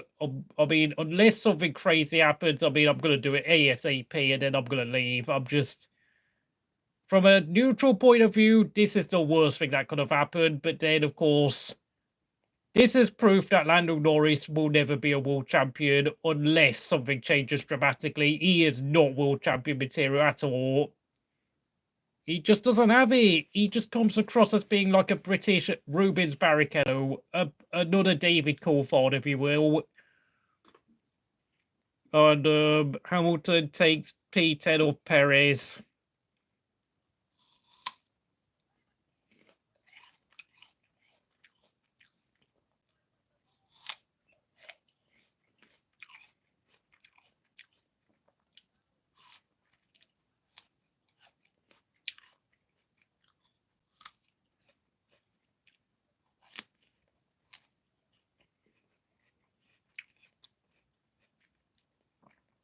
Well, Gasly is apparently going a 10th of a second quicker than his teammate Ocon now, so... And Alpine have actually responded to the pace of George Russell, surprisingly enough. Proving that Mercedes' car is not very good. If we're going to be brutally honest.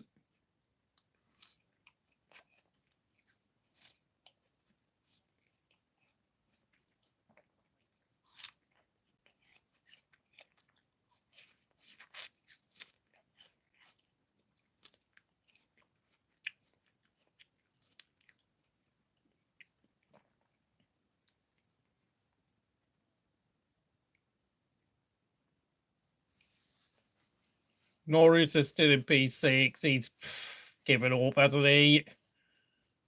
He's now trailing Verstappen by 22 seconds, despite Norris having started in pole position and Verstappen starting down in a net P15. That is it's just the most horrible role reversal Norris could have ever dreamed of, really. And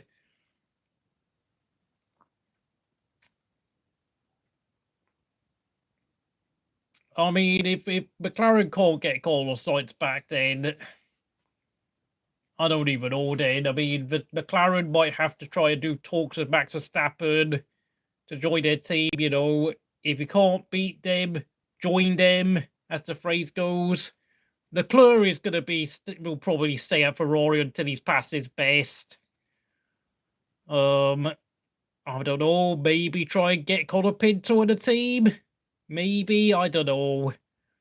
Alonso is obviously going to retire Aston Martin, and of course we know McLaren have fallen out with Alonso in the past, and that's definitely not happening. And of course Alonso is now 43 years old, so understandably they don't want Alonso back despite his own driving brilliance.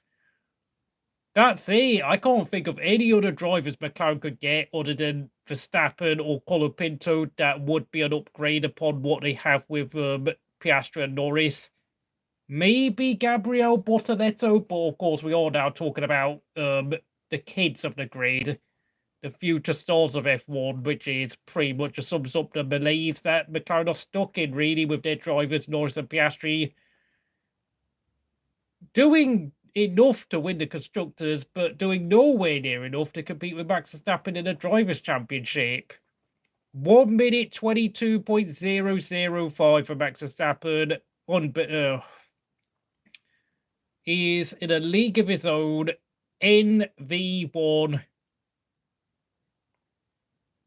I think McLaren will win the Constructors. Like, Ferrari are only on course to get 10 points today. Wait. Oh, yeah. McLaren get 14 points. Verstappen, 21.86.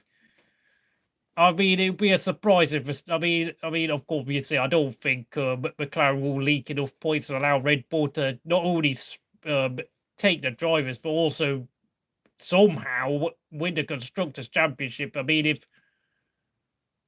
Red Bull somehow win the Constructors' Championship by like a point or two, then that's just going to be even more PR reputation gain for Max Verstappen.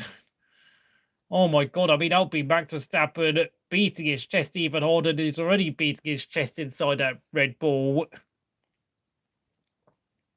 Piastri fans are pissed at Zach, Andrea Stella, and even Max. What?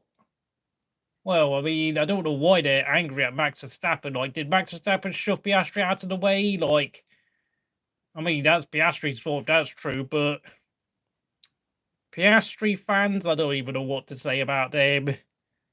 I mean, look, he's only in his second year of F1, so I think obviously, I mean, we know that if Norris continues bottling like this, then I think McLaren will probably try and make Piastri their number one. And I think Norris will be the one who will come under pressure for his seat, since, of course, I think Bortoletto is part of their junior program. Colin Pinto is definitely going to have a reserve seat at some team, regardless of what happens with his race seat situation. Okay, I know, he struggled this weekend in both the sprint and the feature race, but he's definitely one for the future Colin Pinto, so funnily enough, McLaren could well find themselves having a problem with their second seat, just like Red Bull have been having problems with their second seat, because, I don't know, I mean, I think Norris could well become a number two at Woking next year if he's not careful, and if Piastri really ups his game next season. Because, you know, he's only 23 years old. He's only in the second year of F1.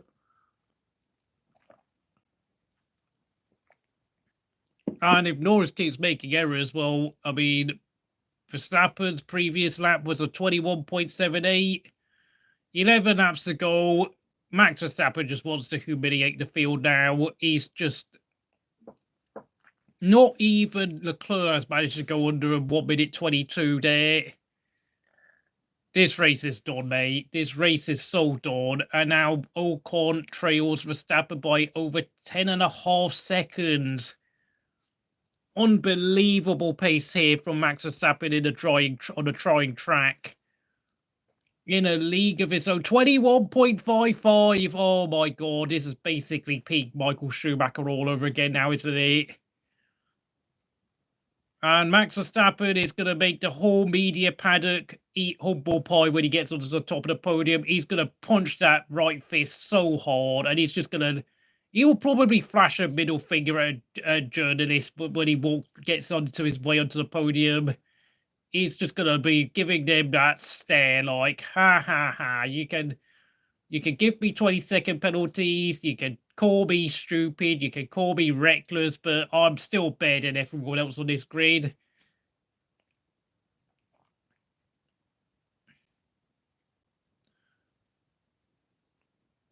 I mean, obviously, we've now done 60 laps, so of course we will have 100% points handed out regardless of if the red flag comes out now, but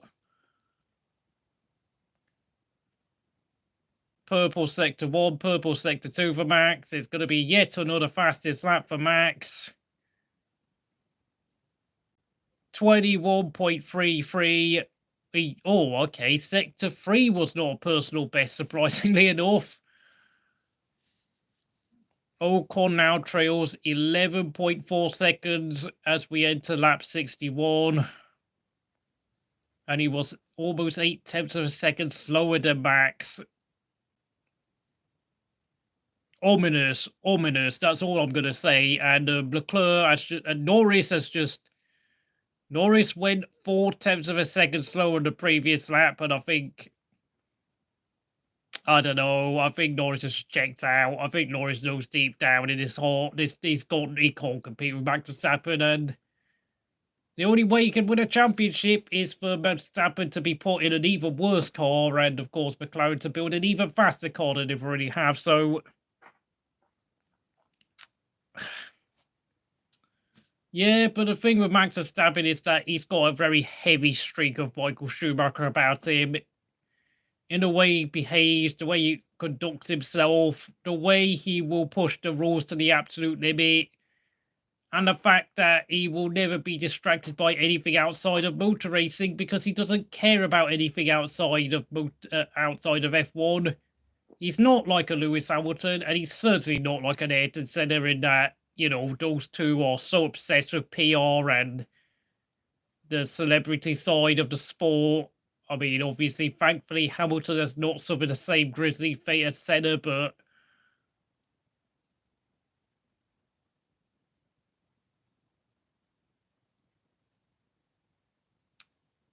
.47 seconds. Oh my god. I mean, Verstappen, well, actually went about 0.005 of a second slower on that previous lap, surprisingly enough, than his fastest lap, but...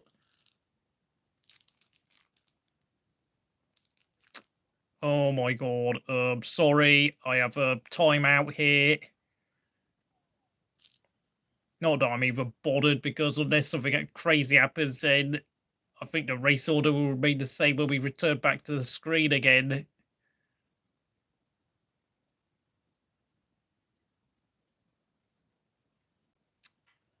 Oh, sorry about this.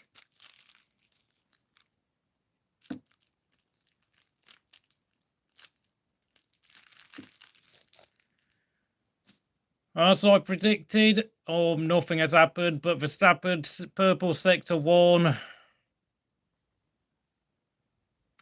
Verstappen wants to do a 12.3. I don't even know what that means. Wait, apparently, wait, are they going to try and put Max Verstappen on a new set of tyres with 3 laps to go? Oh my god, are they really? Oh my god, they're just out here to humiliate everyone now. Piastri 10-second penalty. Oh my god. Bottas is apparently yelling stop it on his radio. Verstappen does a 21.069.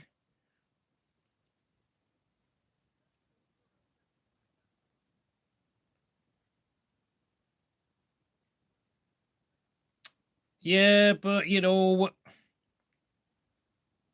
we all know Jos Verstappen lives through his son, that's why, because obviously Max Verstappen now leads by 13.5 seconds over Ocon, who had just set a personal best of 22.036.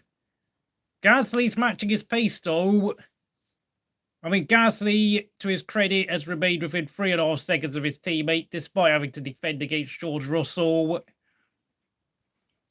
So Alpine, I think, will be the biggest winners on the grid after today's race. I mean, they should be at least up to, I don't know, somewhere around, 33 points for Alpine, 6 points for RB. I think they could be, they're definitely up to P8, and I think they could be on the verge of taking P7 in the constructors from RB if RB are not careful. And of course, Haas are on course for 0 points since, of course, Behrman is stuck in 12th and Hulkenberg was disqualified for outside assistance. Apparently, I don't know what happened to Hulkenberg, but he was given. Yep, Alpine are up to 6th for the constructors. I knew it. 33 points, obviously.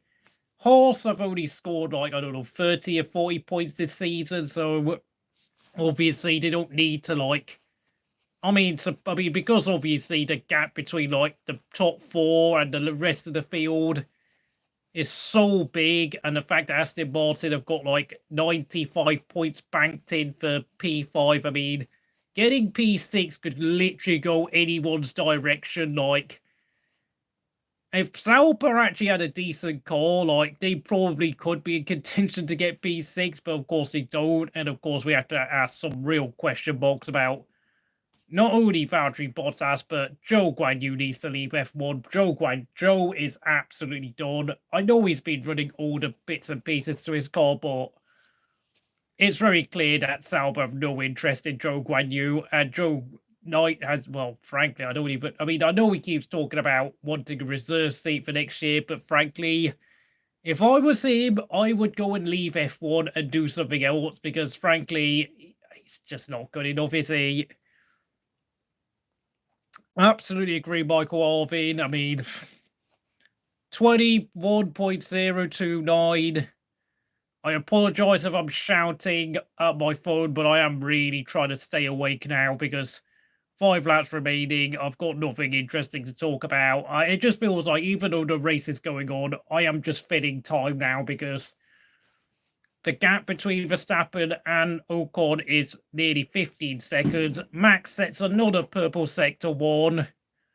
This is basically like watching peak Michael Schumacher again, in that he just kept saying fastest lap after fastest lap once he got clear air at the front. Or even peak Kimi Raikkonen whenever he had a fast, reliable car. Vettel, the same. Hamilton, at certain points at Mercedes, was like this. Surprisingly, Verstappen fails to go faster in Sector 2, though. That's probably the big news of what's happening. And I think a lot of people's interest in this race is probably going to disappear, unless, of course, you are a fan of MV1. Fastest lap, 20.99 for car number 1. First driver to dip under the 1 minute 21s now, Max Verstappen. Ocon clinging on to second, but now nearly 16 seconds behind to no one's surprise. 4 laps remaining. Gasly still remains ahead of Russell. Leclerc is in 5th place behind Russell. 2 McLarens, Norris and Piastri, 6th and 7th. Probably going to do enough to win the constructors, but I mean, Max Verstappen can now win. Is probably going to win the championship before Abu Dhabi. He's probably going to wrap the title in Qatar, and then of course the last race of the season will be about the junior Formula battles in Formula 2 and Formula 3. Since of course I think the only thing we'll be talking about for F1 will be the constructors fight between McLaren and Ferrari, if Ferrari and Red Bull can score enough points to keep the title fight in the constructors going that long. But frankly, Oh, sorry to hear that, John. And say, Regora, if you've got any updates about the Man United game, please tell us, because I mean, this race is done. I've already mentally checked out. I think I might consider doing my race review now. I mean, Purple Sector 2 on the previous lap for Max, but he actually went a 10th of a second slow. It's Purple Sector 1 Max. Oh my god, thank goodness I don't have any like hardcore Max Verstappen or any hardcore Lewis Hamilton fanboys on this channel, because I think I would go mental having to answer, like, reply to those sort of comments if they appeared here. Yeah, Lando and Piastri, I mean, that's why I keep saying that McLaren could do with Carlos Sainz, but of course, I think realistically, it's going to be some kid like Colapinto or Bottas who replaces them, or maybe Max Verstappen if he becomes available. It's either the very best driver in the field in Max Verstappen, or it's going to be a kid like Colapinto or Bottas who replaces Norris and Piastri at the team. Carlos Sainz had his chance, but he decided to go to Ferrari, where he did a decent job against Leclerc, but at no point did he ever show himself to be anywhere close to being superior to Leclerc. And of course, now Carlos Sainz will be heading towards the back of the grid with Williams next season, and he better hope Williams book their ideas up, otherwise he's going to be retiring as a back marker in the same way Daniel Ricciardo did with RB.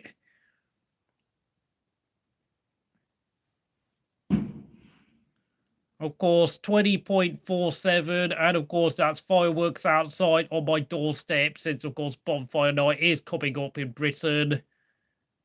I don't know if any other countries do Bonfire Night in their part of the world, but we do it in Britain because of Guy Fawkes.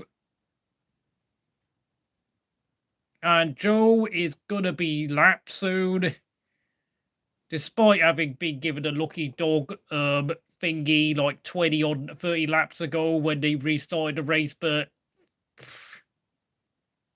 he's been lapping 2.5 seconds slower than race leader Verstappen, who, of course, previous fastest lap was a 20.47. I don't know whether Verstappen will just deliberately try and slow down so he doesn't have to lap Zhou in the final lap, since he's got so much time between himself and Ocon. Ocon's 18 seconds adrift. Gasly's doing a great job keeping Russell behind him. Gasly's going to make it a double Alpine podium. Russell, despite that bad luck with the red flag, can be very pleased with his efforts. Another P4, and of course, had Mercedes gambled and kept Russell out longer, he could have won the race today. And the same could be said for Norris. Had McLaren gambled with him, although, of course, the problem with Norris is that we all know Norris is terrible at restarts, so, I mean, whether I could say they could have won the race is a bit unrealistic, but maybe he could have finished in front of Max Verstappen at least. Maybe. Penalty to Man United, thank you for that say. 62, yeah, I think obviously final lap. Yeah, Verstappen, I'm 30 seconds behind you on my screen. Okay, thank you, Say. Yeah, you've given us the race order. I think it's more or less stayed the same. I think, from what I can see, from what I've been told from Say Regara. Okay, Max Verstappen, A-star. What an absolutely fantastic race. Great start from P15.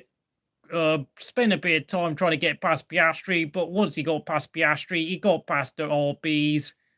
And then when he got up to Ocon, who held him up for a bit, I mean, once he got past it, I mean, obviously, thanks to the red flag, Ocon was promoted to P1, Verstappen P2, and Verstappen won the race and has won it by 20 seconds in just 30 laps. Ocon deserves a A-star for his performance today, finishing second. Unbelievable performance by Ocon. Great qualifying, which obviously put him in a net prime position to get his result. Gasly, I would give him an A- for his efforts. Poor qualifying, costed him any chance of beating Ocon today, but thanks to the shenanigans with all the cars behind him, like McLaren, RB, and everyone else, Ferrari, he gets a podium as well, along with his teammate Ocon. And of course, Alpine are up to P6 of the Constructors' title in the year where they've been absolutely terrible. P4, George Russell, I'll give him a B grade. Very, very decent, solid drive again. But of course, had Mercedes kept him out and waited for the red flag, Russell could have won today. But of course, he did a good job anyway. Thank you, Say. And then of course, 5th place, Charles Leclerc. I don't know, B minus. A bit of an average race, but at least he keeps Ferrari somewhat alive in the constructors fight with 10 points on the board. McLaren only get 12 points because, of course, Lando Norris P6. I'm gonna have to give him a D grade today, and I'm gonna give him my FDZ award of the day, fraud detection zone winner today, because P6 from pole position on a day where his championship rival started down in P15, but yet ended up winning the race by 20 seconds ahead of Ocon, half a minute ahead of Norris. It's just a disaster, and I've got to give Norris an F. Bottled all the restarts, lost positions to Russell, Leclerc, even his own teammate. Just, oh my God, I mean, his championship's over. Penalties. 7th place, Tsunoda. Oh, qualified P3, but I've got to give him an A minus for his efforts today. Very good drive under pressure. Held up I think Russell, Leclerc for quite a while. Held up Ocon for quite a while. Inevitably fell off, but you know, he can be very pleased with his efforts. He's got no hope of going to Red Bull, so maybe Aston Martin will be happy with his efforts, since, of course, he is rumoured to be going to Aston Martin if Honda get their way for 2026. 8th place, Oscar Piastri. Oh, my God, honestly. I don't know. I've got to give him... I'll give him an E grade because, of course, the onus was not on Piastri to try and win the race, but... just like Norris, he's been really bad today. And of course, he lost 7th place to Piastri. So it really, I mean, yeah, obviously 12 points for McLaren, 10 points for Ferrari. So they hold on to the Constructors' League thanks to Sainz crashing out. But, I mean, for all we know, Red Bull might have an outside chance of winning the Constructors again if Verstappen really can get the points going. P9, Lawson. I don't know, maybe a C grade. He had a couple of offs around the track, but in the end he got 2 points, so maybe he's keeping his chances of getting a Red Bull seat alive. P10, Lewis Hamilton, I'll give him a D grade. Really slow, but of course he had a great restart, getting him 1 point, so, well, he saved a bit of face today. P11, Sergio Perez is a D grade, another lackluster, anonymous performance. P12, Behrman, I'll give him a C minus. Showed a lot of speed throughout the weekend, but his racecraft has been really bad, and I have to say, going off a few times has costed him any chance of a points finish.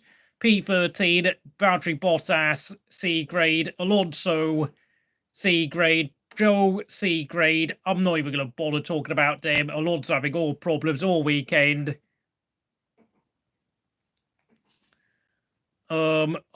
Jackson has equalised for Chelsea. So, okay, let me just look at the timing map.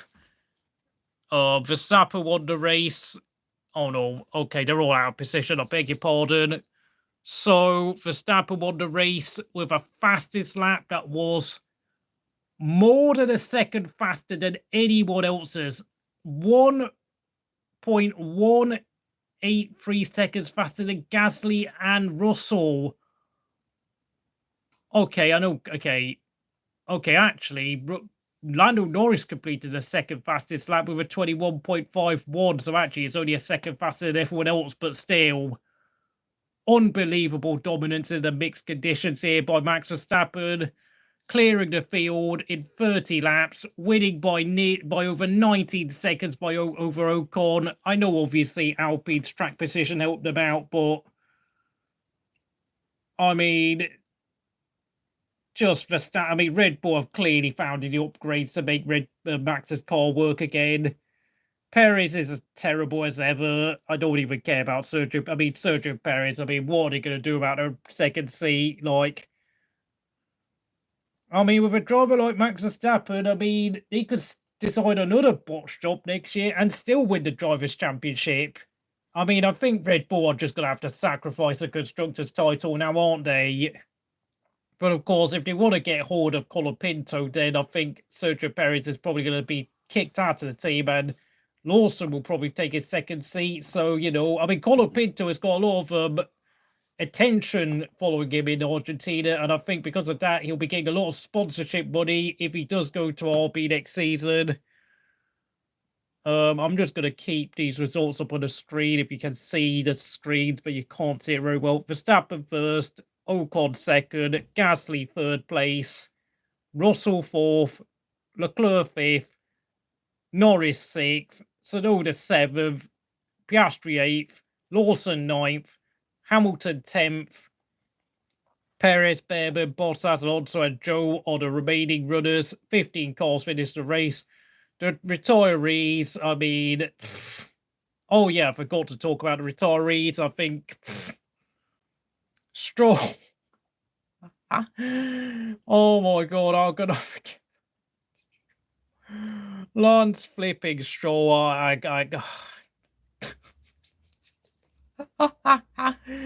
Oh, you know what? I can't even.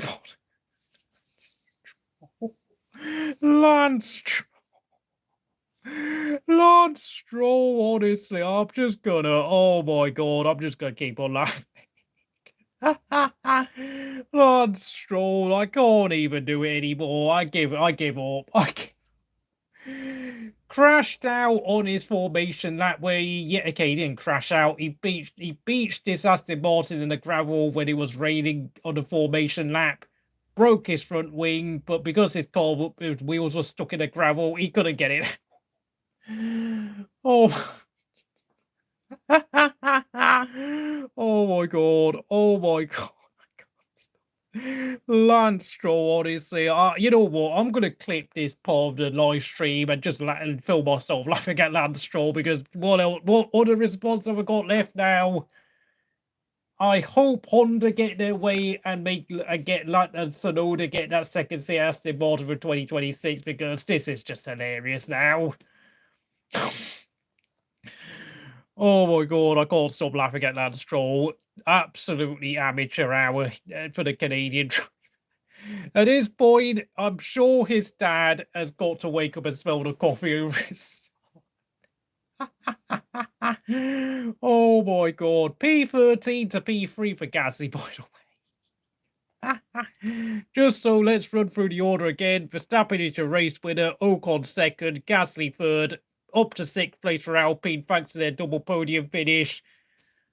Brilliant performance in the wet. I think the Alpine is clearly good in the wet conditions. 4th place Russell, 5th Leclerc, 6th place Norris. The championship is over for Lando Norris, and I have to say this. We'll see, 8 points for Norris, 26 for Verstappen. Verstappen leads extends to 62 points with 86 points remaining. So yeah, championship over. 7th for Tsunoda, 8th for Piastri, 9th for Lawson. Of course, that's not enough for RB to stay. RB, I think, now dropped down to P8 in the constructors. Of course, they are putting pressure on Haas for P7. 10th, Hamilton, Lawson 9th, Piastri 8th, I forgot.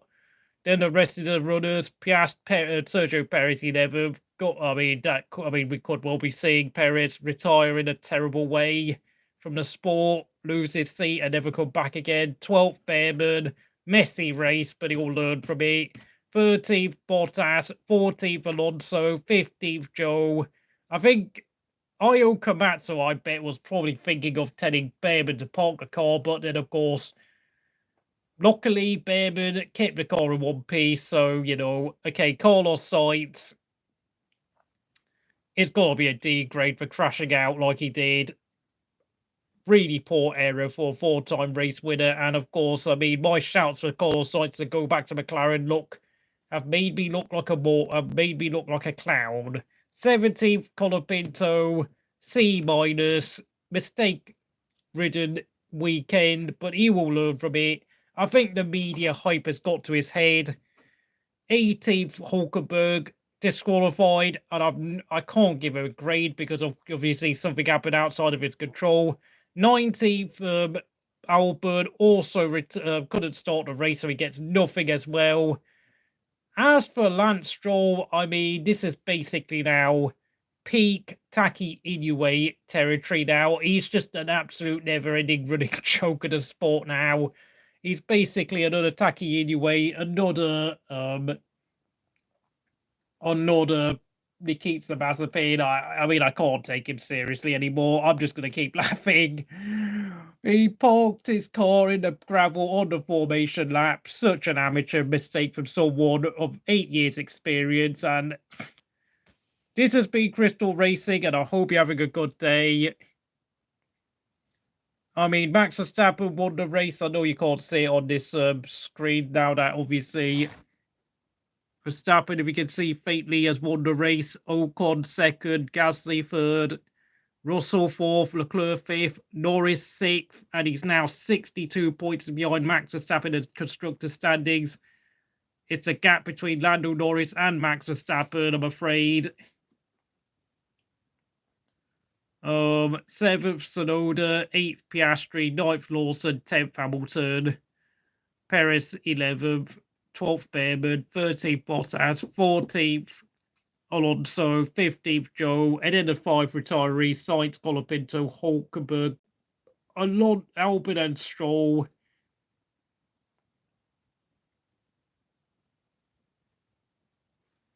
I don't know, could I make my TV a bit dimmer? I don't know what to say.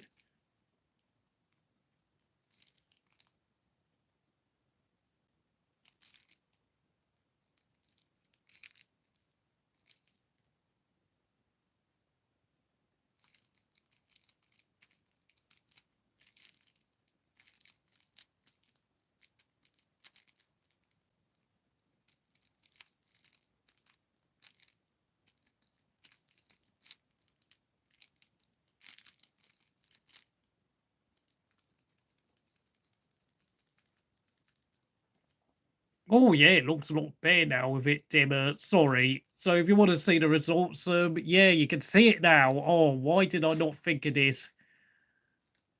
Earlier on, yeah, I think now Verstappen, Ocon, Gasly, Russell, Leclerc. Oh my god, I should have put the backlight dimmer earlier on, idiot.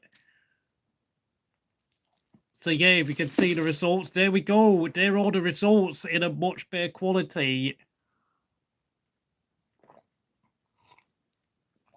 If anyone wants to say anything in the chat, please comment. But I think it's safe to say Max Verstappen showed his class today. What am I making for dinner? I don't know. Pork, maybe dumplings. I don't know.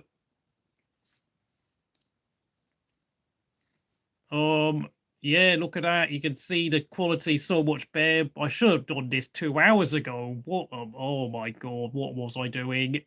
I'm gonna have to turn the backlight up again because, of course, this is not my TV, by the way. So, how could I forget? My god, I mean, if we could actually see this screen earlier on, I mean, I think I would have done a better broadcast instead of having to read out names constantly again and again and again.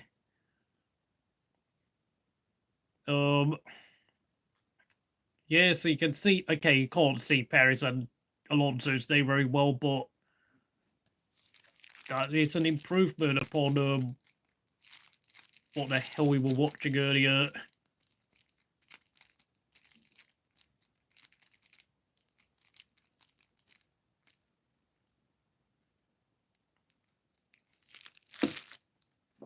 Oh, look at that. You can now see Perez and Alonso's name. Oh.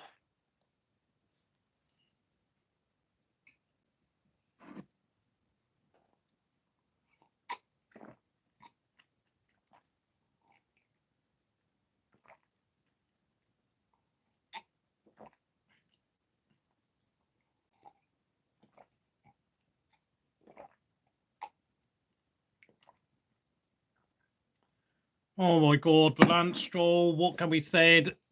Lance Stroll, absolute legend of the sport. He really is the GOAT of Formula One. It really is a fact now. Lance Stroll retiring on the formation lap after parking up in the gravel, couldn't get it out. And I will do a poll in the chat. Lance Stroll GOAT, yes or no?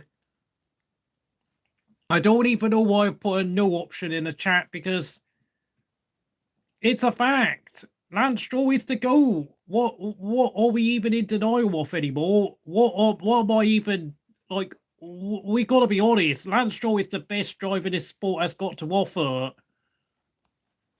Absolute legend. Absolute legend. Never going to see a driver like him again. Unbelievable stuff. I mean, you know, we've got to treasure him and appreciate him for what he is until his dad finally wakes up from his wet dream and finally gives his son a long overdue P45. Yes, yes, one vote yes for Lance Stroll. Go, what a legend. Truly amazing driver, that Lance Stroll. Legend of our time. Race order again. Yes, let me explain the race again. Max Verstappen started P15. Lando Norris started on pole position. Lando Norris bought a start for the 10th millionth time to George Russell. But just before the red flag, Russell had actually, Lando Norris had actually overtaken George Russell for P4, having both of them having done a pit stop, whilst Verstappen, Ocon and Gasly gambled and got a brilliant, wonderfully timed red flag, which of course allowed all three drivers to do a free pit, a pit stop under the red flag, a free pit stop, if you will. And Verstappen flew past Ocon and won the race by 20 seconds. Pretty much building a gap over 20 seconds over just over 25 laps. Just a brilliant generational performance by Verstappen. Ocon and Gasly deserve, I mean, Ocon gets a joint driver of the day for his performance. Gasly, A-. You know, only thing he did wrong was qualify down in P13. Russell gets a B+. Leclerc gets a, I don't know, B- for his efforts. Decent race. Norris gets P6. FD said award of the day, fraud detection zone, and frankly, enough is enough. He gets an F for his efforts as well. Tsunoda gets a, I don't know, B grade for his efforts. Qualified P3 ahead of Ocon, but of course, inevitably dropped off. Of course, I mean, RB's decision to gamble on wet tyres costed Tsunoda in the end. P8, Piastri, he gets an E grade. He never had any onus to do well. Of course, he had to let Norris pass at one point. But very poor performance nonetheless. Lawson, 9th. I'll give him a C grade. Keeps him in the frame for a seat at Red Bull, but of course, he did make a couple of mistakes today going off the road. 10th place Hamilton. I don't know, D grade. Really bad qualifying, but only his experience kept him on the road. 11th place Perez. It's an E grade. Nowhere near good enough. 12th place Bearman. I'll give him a C grade. Very scruffy performance, going off the road many times, but he'll learn from it. 13th, Bottas C grade. Alonso C grade. Zhou C grade. I'm not even going to talk about their races. There's no point. I'm not even interested. Sainz gets a D grade for crashing out. 17th, Sainz started a pit lane, so he always had two hands tied behind his back. 17th, Colapinto. 18th, Hulkenberg. Colapinto crashed out, so I have to give him a D grade, I'm afraid. Back down to earth. 18th, Hulkenberg. I don't know. Hulkenberg doesn't get a grade because he got disqualified. 19th, Albon couldn't start because his brake failed in qualifying and it sent him straight into the barriers. Damaged his car too much to fix it in time for the race start. 20th place, Lance Stroll. It's just a low from me. I'm not even going to bother giving him a grade because he's just too hilarious and I just can't stop laughing at him. Goat Latifi will always be the GOAT. Yeah, never forget Nicholas Latifi. Another meme.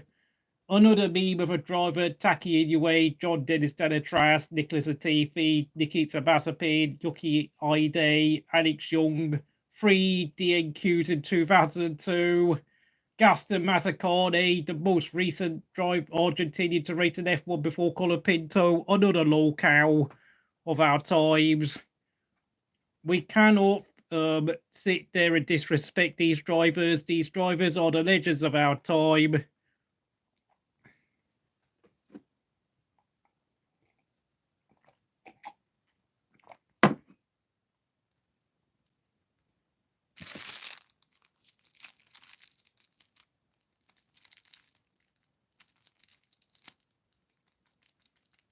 Sorry, I'm going to have to put the backlight up again because obviously this is not my TV, so you can't see the screen anymore, but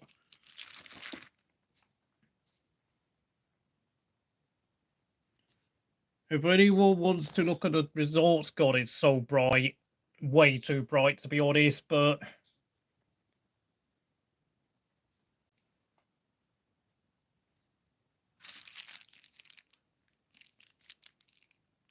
I think I've had enough of looking at the screen now. 3 hours almost. Almost 3 hours, and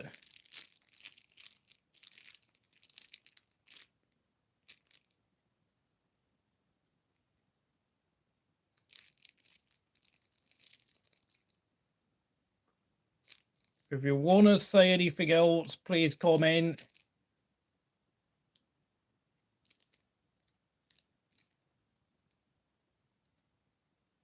Oh my God, look at that. Sky Sports are blaming Lando Colapinto for crashing out because, of course, he brought out the red flag. Would you look at that? As this huge Colapinto crash costed Lando the World Championship, well, maybe if McLaren decided to wait a bit longer on Lando Norris's pit stop and decided to jump George Russell for the lead, maybe McLaren could have won Lando Norris the race, and maybe if Lando Norris actually could do a restart properly, I think Lando Norris costed himself the championship, if we're going to be truly honest. So, I mean, I think British bias definitely comes to mind when you look at this graphic. That's just ridiculous, mate. Every crash in Sao Paulo qualifying, because, of course, Albon crashed out. Lewis Hamilton drove Ayrton's 1990 title-winning car. You can look at that in your own time, since, of course, I'm not allowed to infringe copyright. Just so you know, Max Verstappen won the race, so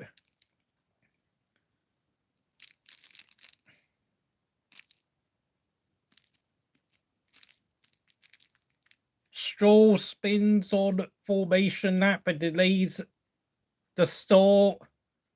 Look at that. Lance Stroll, what a moron. Absolutely clownish. Formation lap. Couldn't get his car out of the runoff area at turn 4. Beyond comical, and I can't stop laughing anymore. Red flag chaos. Oh yeah, Max Verstappen went out in Q3, obviously. But obviously, when you can drive like he can in the race, you don't even need to bother with qualifying anymore. And of course, Alpine and RB did a huge favour for Max today. Let's be real here, folks.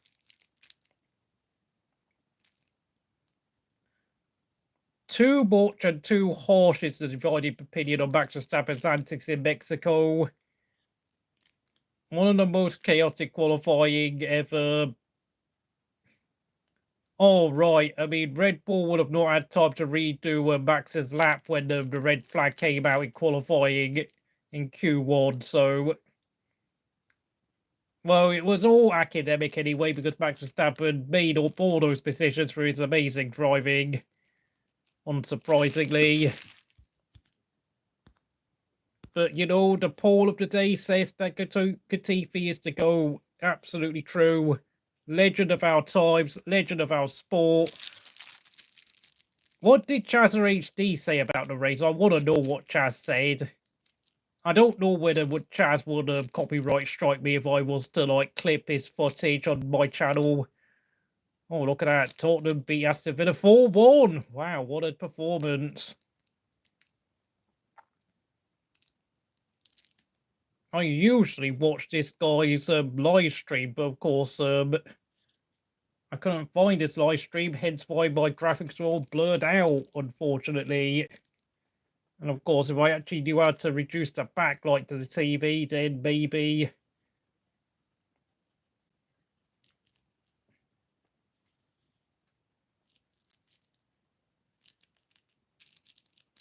Look at this starting order, folks. Norris was on P. Norris started the race P1 ahead of Russell, Tsunoda, Ocon. Verstappen was starting all the way. Well, Verstappen was he? Down in 12th. Hold on, what? Oh, yeah, Verstappen had to take the 5-place grid penalty. Only just about beat Perez by 4/10 of a second in his qualifying lap. Of course, we all know Stroll would mess up his lap. Albon couldn't stop because of crash damage. Of course, I mean, bonkers. Like, look at that grid we had. If you ignore Albon, Stroll, and Verstappen, obviously.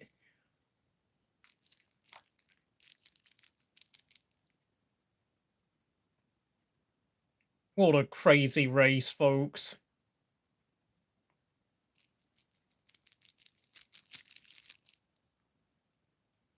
Of course, this was the starting order from what I believe. Verstappen down in 17th, of course. All the carnage from Stroll and Albon would allow him to get a few places very quickly. We had such a long wait to start the race today. Of course, it's now, I think, what local time is it? 3:30 local time in Sao Paulo, which, funnily enough, the race actually finished when it would have actually started, or would have probably started the race under another dry condition, since, of course, we had to start the race 90 minutes earlier today to avoid the deluge of rain today.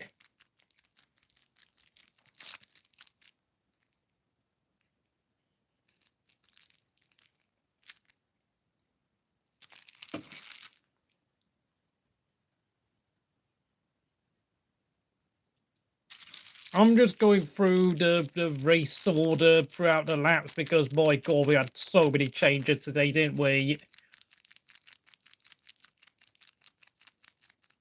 United, Chelsea has 1-1, thank you, say. I think that probably is the right result. I mean,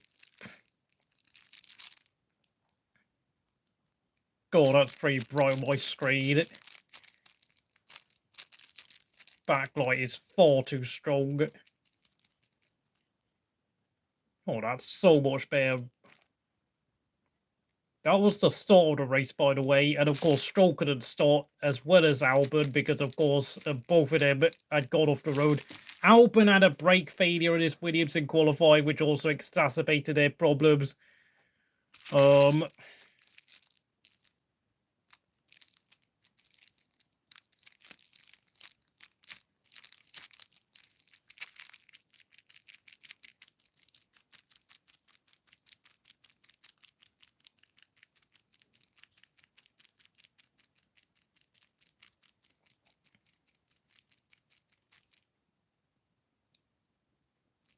Just so you know, this was the starting order very early on.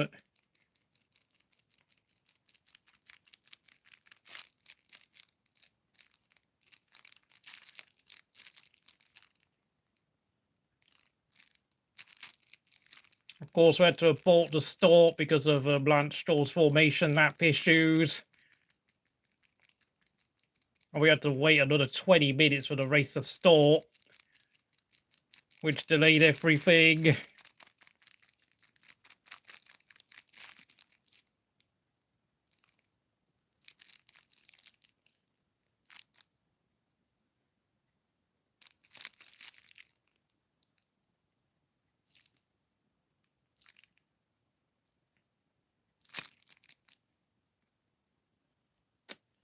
Russell took the lead at the start ahead of Norris.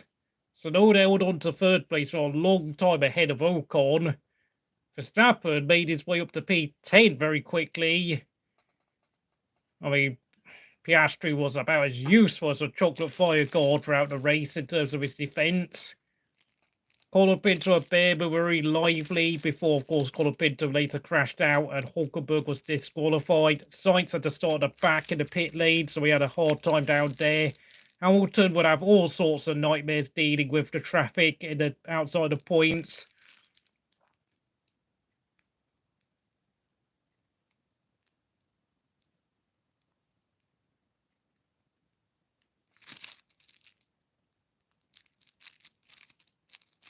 Lap 25, 6-ish. I mean, Norris and Russell were still yet to pit, but Verstappen was on the way up to 5th already after 25 laps. What a performance this was. Absolutely generational performance. Got past with Piastri with ease. Just so you know, Gasly only managed to finish on the podium because he didn't pit before the red flag. Obviously, Colapinto, Sky Sports proclaimed that he ruined Lando's chances, but McLaren pitted Lando before the red flag, so obviously both Norris and Piastri and McLaren have got to take responsibility. Look, I'm joking off it, okay? I'm not being serious. I'm just taking the mickey, okay? I just want to laugh at it because I've had enough. And look at that. Obviously, at the restart, at the red flag, I mean, obviously, Norris and Russell had done a pit stop, but the top three were given a free pit stop on the red flag conditions because Colapinto, as you can see, had crashed out.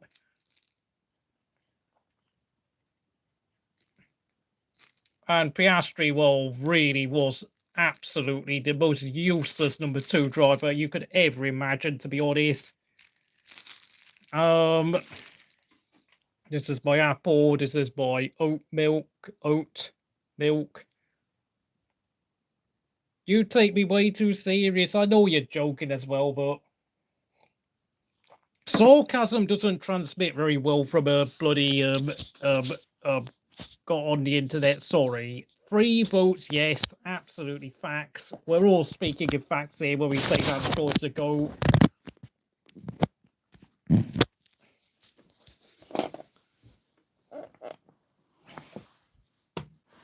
So, I don't know, 3 hours of streaming. I'm absolutely...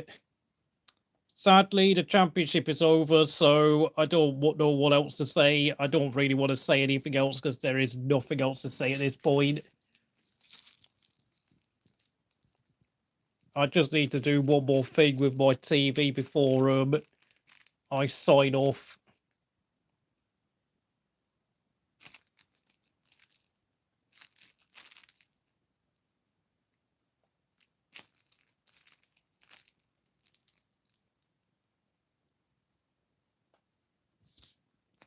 And you know what? I'm going to sign off now. So thank you for watching. Gasly, yeah, Gasly was superb, wasn't he? Absolutely brilliant. Qualifying arguably costed him a chance of a better position and a chance of being his teammate, which I think Alpine will be a bit, I mean, let's be honest, the problem with Ocon is a very fast driver, but we all know he can be a difficult character to get on with, and I don't know whether Alpine will regret keeping Gasly and letting Ocon go to Haas, to be honest.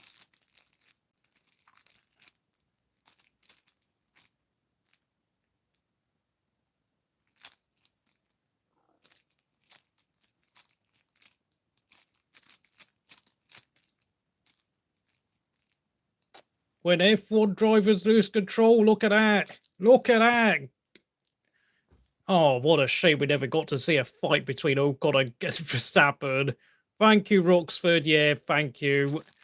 I don't know where Say and John have gone. I think Ocon's only problem is his attitude. He could be in a better car, but he's a difficult driver to deal with. You are absolutely correct there. Ocon and Gasly have 4 career podiums. You are correct. Absolutely correct there. Silver. Who is Silver? What? I don't know. Have you forgot your name, mate? Oh, no, I'm kidding. I'm kidding. Don't worry. Obviously, the two guys who finished first and second. The guy in second place was the one on the left-hand side. The guy who won the race was, unsurprisingly, the guy on the right-hand side, and it was his 8th win of the season, and with 62 points over Lando Norris in the driver's standings, with just 86 points remaining in the last 3 race weekends. I mean, if Max Verstappen wins in Las Vegas and Norris gets a DNF, then Max Verstappen's won the championship again for the 4th time running. Oh my God, Lando Norris, you have absolutely... I don't even know how I'm going to do my end of driver season rankings now, because does Lando Norris even crack the top 5 for best drivers on the grid? I don't even know. It doesn't even feel like it, because for me, I don't know. There's just been plenty of drivers all over the grid. I think it's been far better than Norris.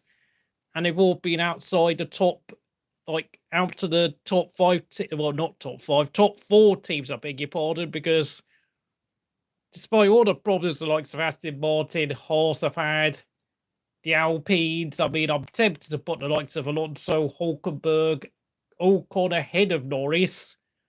Maybe Gasly as well. I mean, Norris is just falling down by top 10, like my top 10 drivers ranking list, because he's had the fastest car, and yeah, at this rate, I feel like I have to rank him 8th place in my best drivers rankings, because he's just bottled this championship in the most absurd way imaginable, and it's just so sad to think about it. Lando is great until you put him under pressure. He can't handle being in a spotlight. He's not willing to get his hands dirty. That's the problem. Like, these two are willing to do so.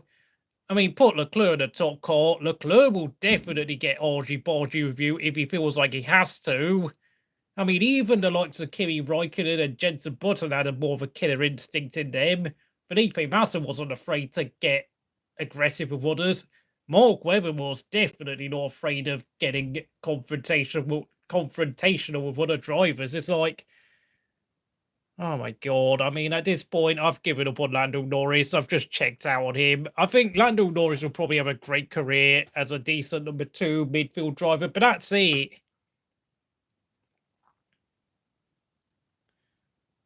I mean, Leclerc has one aspect. I mean, okay, yeah, you could say Leclerc's got a couple of aspects missing, but the problem with Leclerc is that Ferrari just haven't been able to give him a fast enough car consistently over a season. Like, this year's McLaren is, for me, better than any Ferrari Charles Leclerc's ever driven.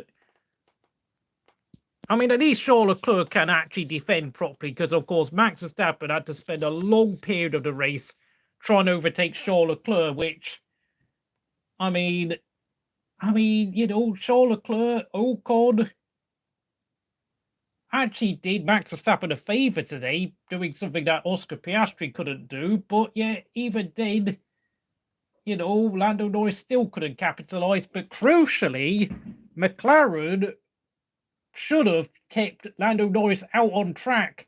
And had Lando Norris been kept out until the red flag instead of pitting, then Lando could have had the opportunity to actually win this race all by himself. And McLaren actually were Lando's worst enemy today, because the timing of their pit stop to pit at the same time as Russell was absolutely stupid, because the only way Lando could have got in front of Russell was to pit like at least 5 or 6 after Russell and to try and do the overcut on him today.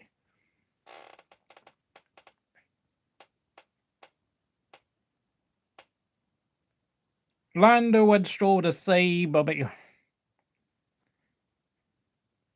Russell joined Mercedes at the wrong time. Yeah, the problem with Lando Norris is that he's just basically a David Coulthard, Rubens Barrichello, Valtteri Bottas type of driver. I mean, Russell nearly ended up beating up Bottas. I mean, this is the thing. I'd love to see Russell actually get a championship contending car, because George Russell definitely has that. He's definitely a prick. Like, George Russell is definitely ruthless when it comes to, like, pointing the finger at other people, willing to get his hands dirty. okay, I know we can get way too aggressive in terms of his racecraft, and he can do too many dive bombs, but for me, I really would... I mean, you know what? Why don't McLaren go and get George Russell? Like, I know obviously George wants to stay at Mercedes now that Lewis has departed the team and he's going to get Kimi Antonelli, but if Kimi Antonelli becomes really good, then I think we could well be seeing George Russell join McLaren one day, because George Russell is an upgrade on Piastri and Norris. Like, Alpha not thought about this. Get Russell in that McLaren ASAP. I mean, where was my screen now? I keep forgetting. Sorry, let me just look for Russell. George after Russell. Now, that is someone I would love to see in a championship contending car. Nando, George Russell blaming everyone 6 minutes straight. This would be so fun. George panicking after his... Oh, yeah. George can't live without best mates.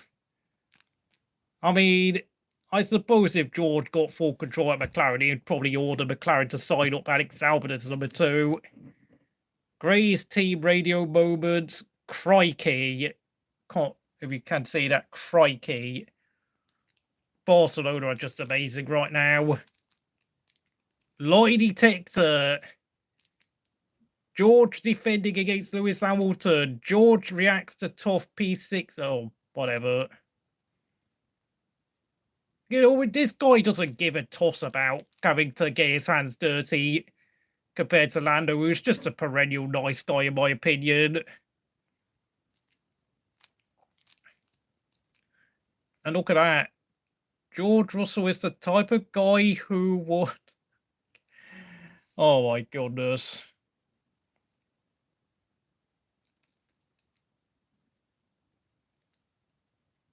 I mean, he's got his hands dirty many times, but the thing is, oh yeah, did he? Oh yeah, crashed out in qualifying. George will not be worried about making mistakes, like, and of course he got pole position at Britain, Silverstone.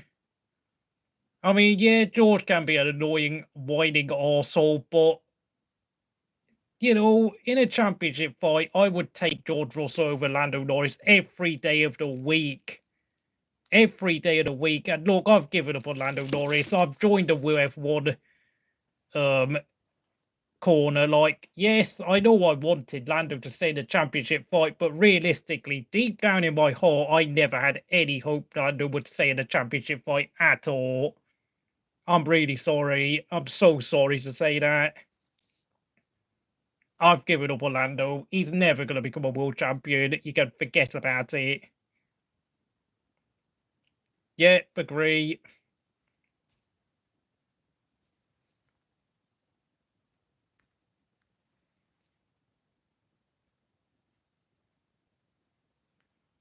And I think, you know what?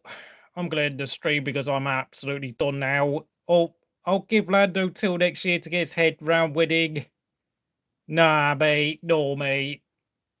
No, mate. Look, I think we also have to realise Charles Leclerc is driving at Ferrari, where, of course, Ferrari always are so inconsistent as a team.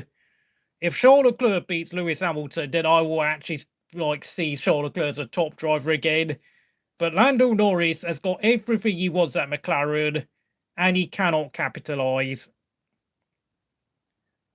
I'll give Leclerc another chance because, you know, for me, he's the guy who replaced Kimi Raikkonen at Ferrari.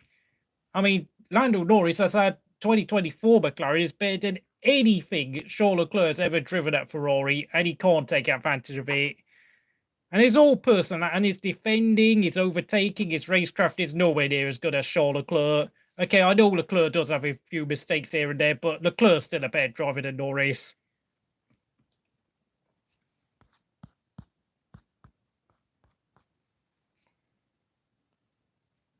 I keep saying I'm going to sign off for like half an hour now.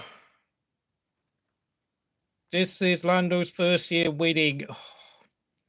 I think we're going to have to agree to disagree. I know some might say I'm being very reactionary, but Norris's personality doesn't give me the signal that he's a real winner deep down, and that you would need like an absolutely amazing car like Jenson Button had in 2009 to have any realistic chance of becoming a world champion.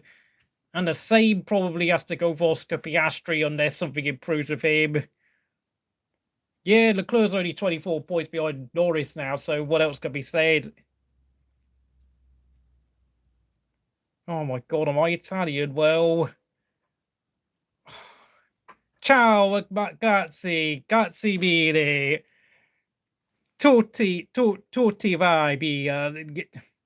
Dai, Forza Ferrari, Forza, whatever. Oh my god. Well, I suppose watching Kimi Räikkönen drive for Ferrari for 8 years has basically turned me into an Italian. Ciao, Bella.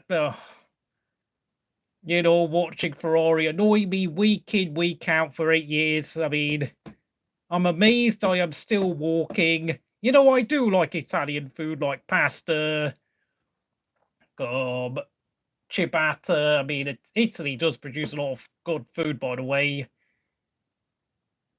You know, spaghetti, tomato, ravioli. And of course, I can't eat all. I mean, the problem is I have eczema, so I have to be careful what I eat. But God, even if people say they're not a Ferrari fan, they are a Ferrari fan, as the great Sebastian Vettel once uttered.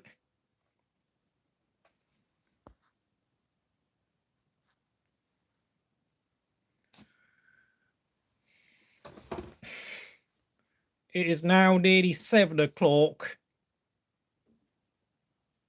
I don't know. I mean, McLaren have always had a place in my heart because, of course, Kimi drove for them, but it was never meant to be, was it? Yeah, I think I'm going to finally have to end the stream now. Sorry, if you say anything else now, I think in 10 seconds time I'm going to press the X button. So thank you for watching here at Crystal Racing. Please like, subscribe, comment, and I'll see you again next time in 10 seconds time.